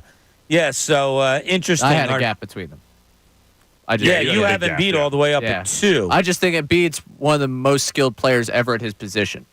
And that to me is a difference maker. And go comparison to his peers again, like that to me is a difference maker between the 2 of them. Where not anything against Harper. I don't want it to sound like a bash against Harper, but I think that's just sounds like you hate him, buddy. Brings Embiid up to where he's at on my list. I think I heard Ray say during the break they're never going to win a series as long as Harper's in the lineup. I look at it this way. Harper's had more defining playoff moments in one series than maybe Embiid's had in his entire career. Yeah. And, they were talking about winners this morning, and I know John's on this kick about, like, to paraphrase, but I think it's pretty close again, that Embiid doesn't belong anywhere close to a Jaylen Hurts or a Bryce Harper when it comes to being winners. I look at winners more broadly than, like, have you taken them to a championship or whatever. And probably a conversation for another day. But I think this list was pretty cool that I'll show you. I don't consider anybody on this list not a winner. You asked me the question this morning about winner. I said, I would call most people that make professional sports a living, they're pretty much winners. And you had a great line to me, like kidding around. Ray goes, Garrett Stubbs? And I said, maybe the biggest. This conversation did not happen with me. Oh, it did? I really am sorry. I thought you said it. No. Oh, no. It might have been Connor. I'm sorry. I wasn't trying to put you out there. I do that enough. Connor. Wow. I was like. And I said, yeah, maybe the biggest winner. And he's like, what are you talking about? I go, the guy's 5'4" and weighs 110 pounds, and he's a backup catcher on one of the greatest teams in the league right now. If that doesn't define winner, I don't know. Like, you meet Garrett Stubbs at a party and you have no idea what he did, and he said, oh, yeah, I'm a professional baseball player on the best team in baseball, and I'm the backup catcher. Like, I'm sorry, to me, that's Sing's winner. So there's different ways of looking at it. Winning at life. What's that? Winning at life. Well, he had to have done some things to get to where he is. Yeah, so he's winning at life. Yeah, so, I deem most professional athletes pretty much have a winning quality about them. All right, when we get back, we're going to wrap this thing up as we take you into the best show ever. If you're on the line, hold on. Love to hear what you have to say. We'll get to you. This is Middays. Bob Cooney. Had a great time today. Hope you're having fun. 97.5, The Fanatic.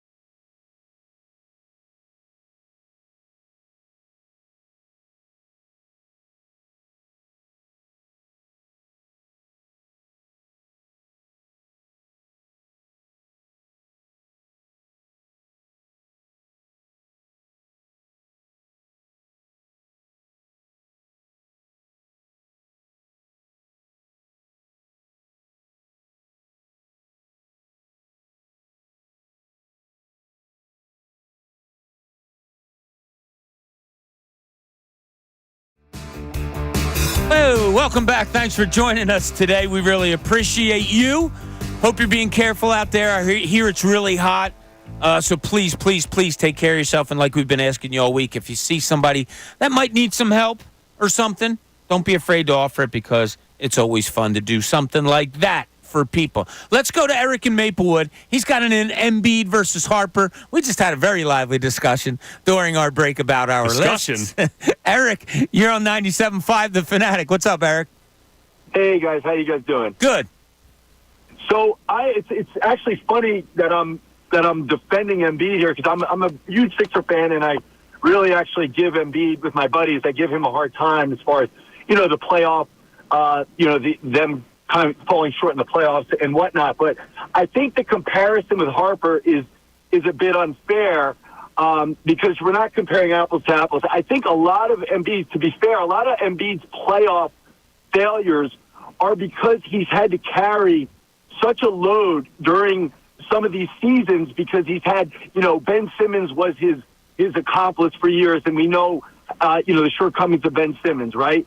Like, you've got Harper, on the other hand, who has, a wonderful pitching staff, more or less, in recent years, and then he has support in the lineup as well. So I just think that, I know we're doing this list for fun, and it is fun, but I just think, like, kind of looking at Embiid and being like, okay, he doesn't come through in the playoffs and Harper does, it's just not fair, because if Embiid had maybe had what Harper had around him during the course of the season, he'd come into that playoff season ready to destroy people, and that's what I'm hoping is going to occur this coming season. Yeah, it's a hope that we've had. Thanks, Eric. It's a hope that we've had for an awfully long time as far as that goes. Yeah, lists like this, it inherits discussion, and I don't want to say arguments, but it's good, fun talk. What? I going off of that from Embiid. If Embiid missed the time, like for Harper in 2022, could you imagine an Embiid-less season where Harper gets to the postseason where his team went whatever they went without him that summer?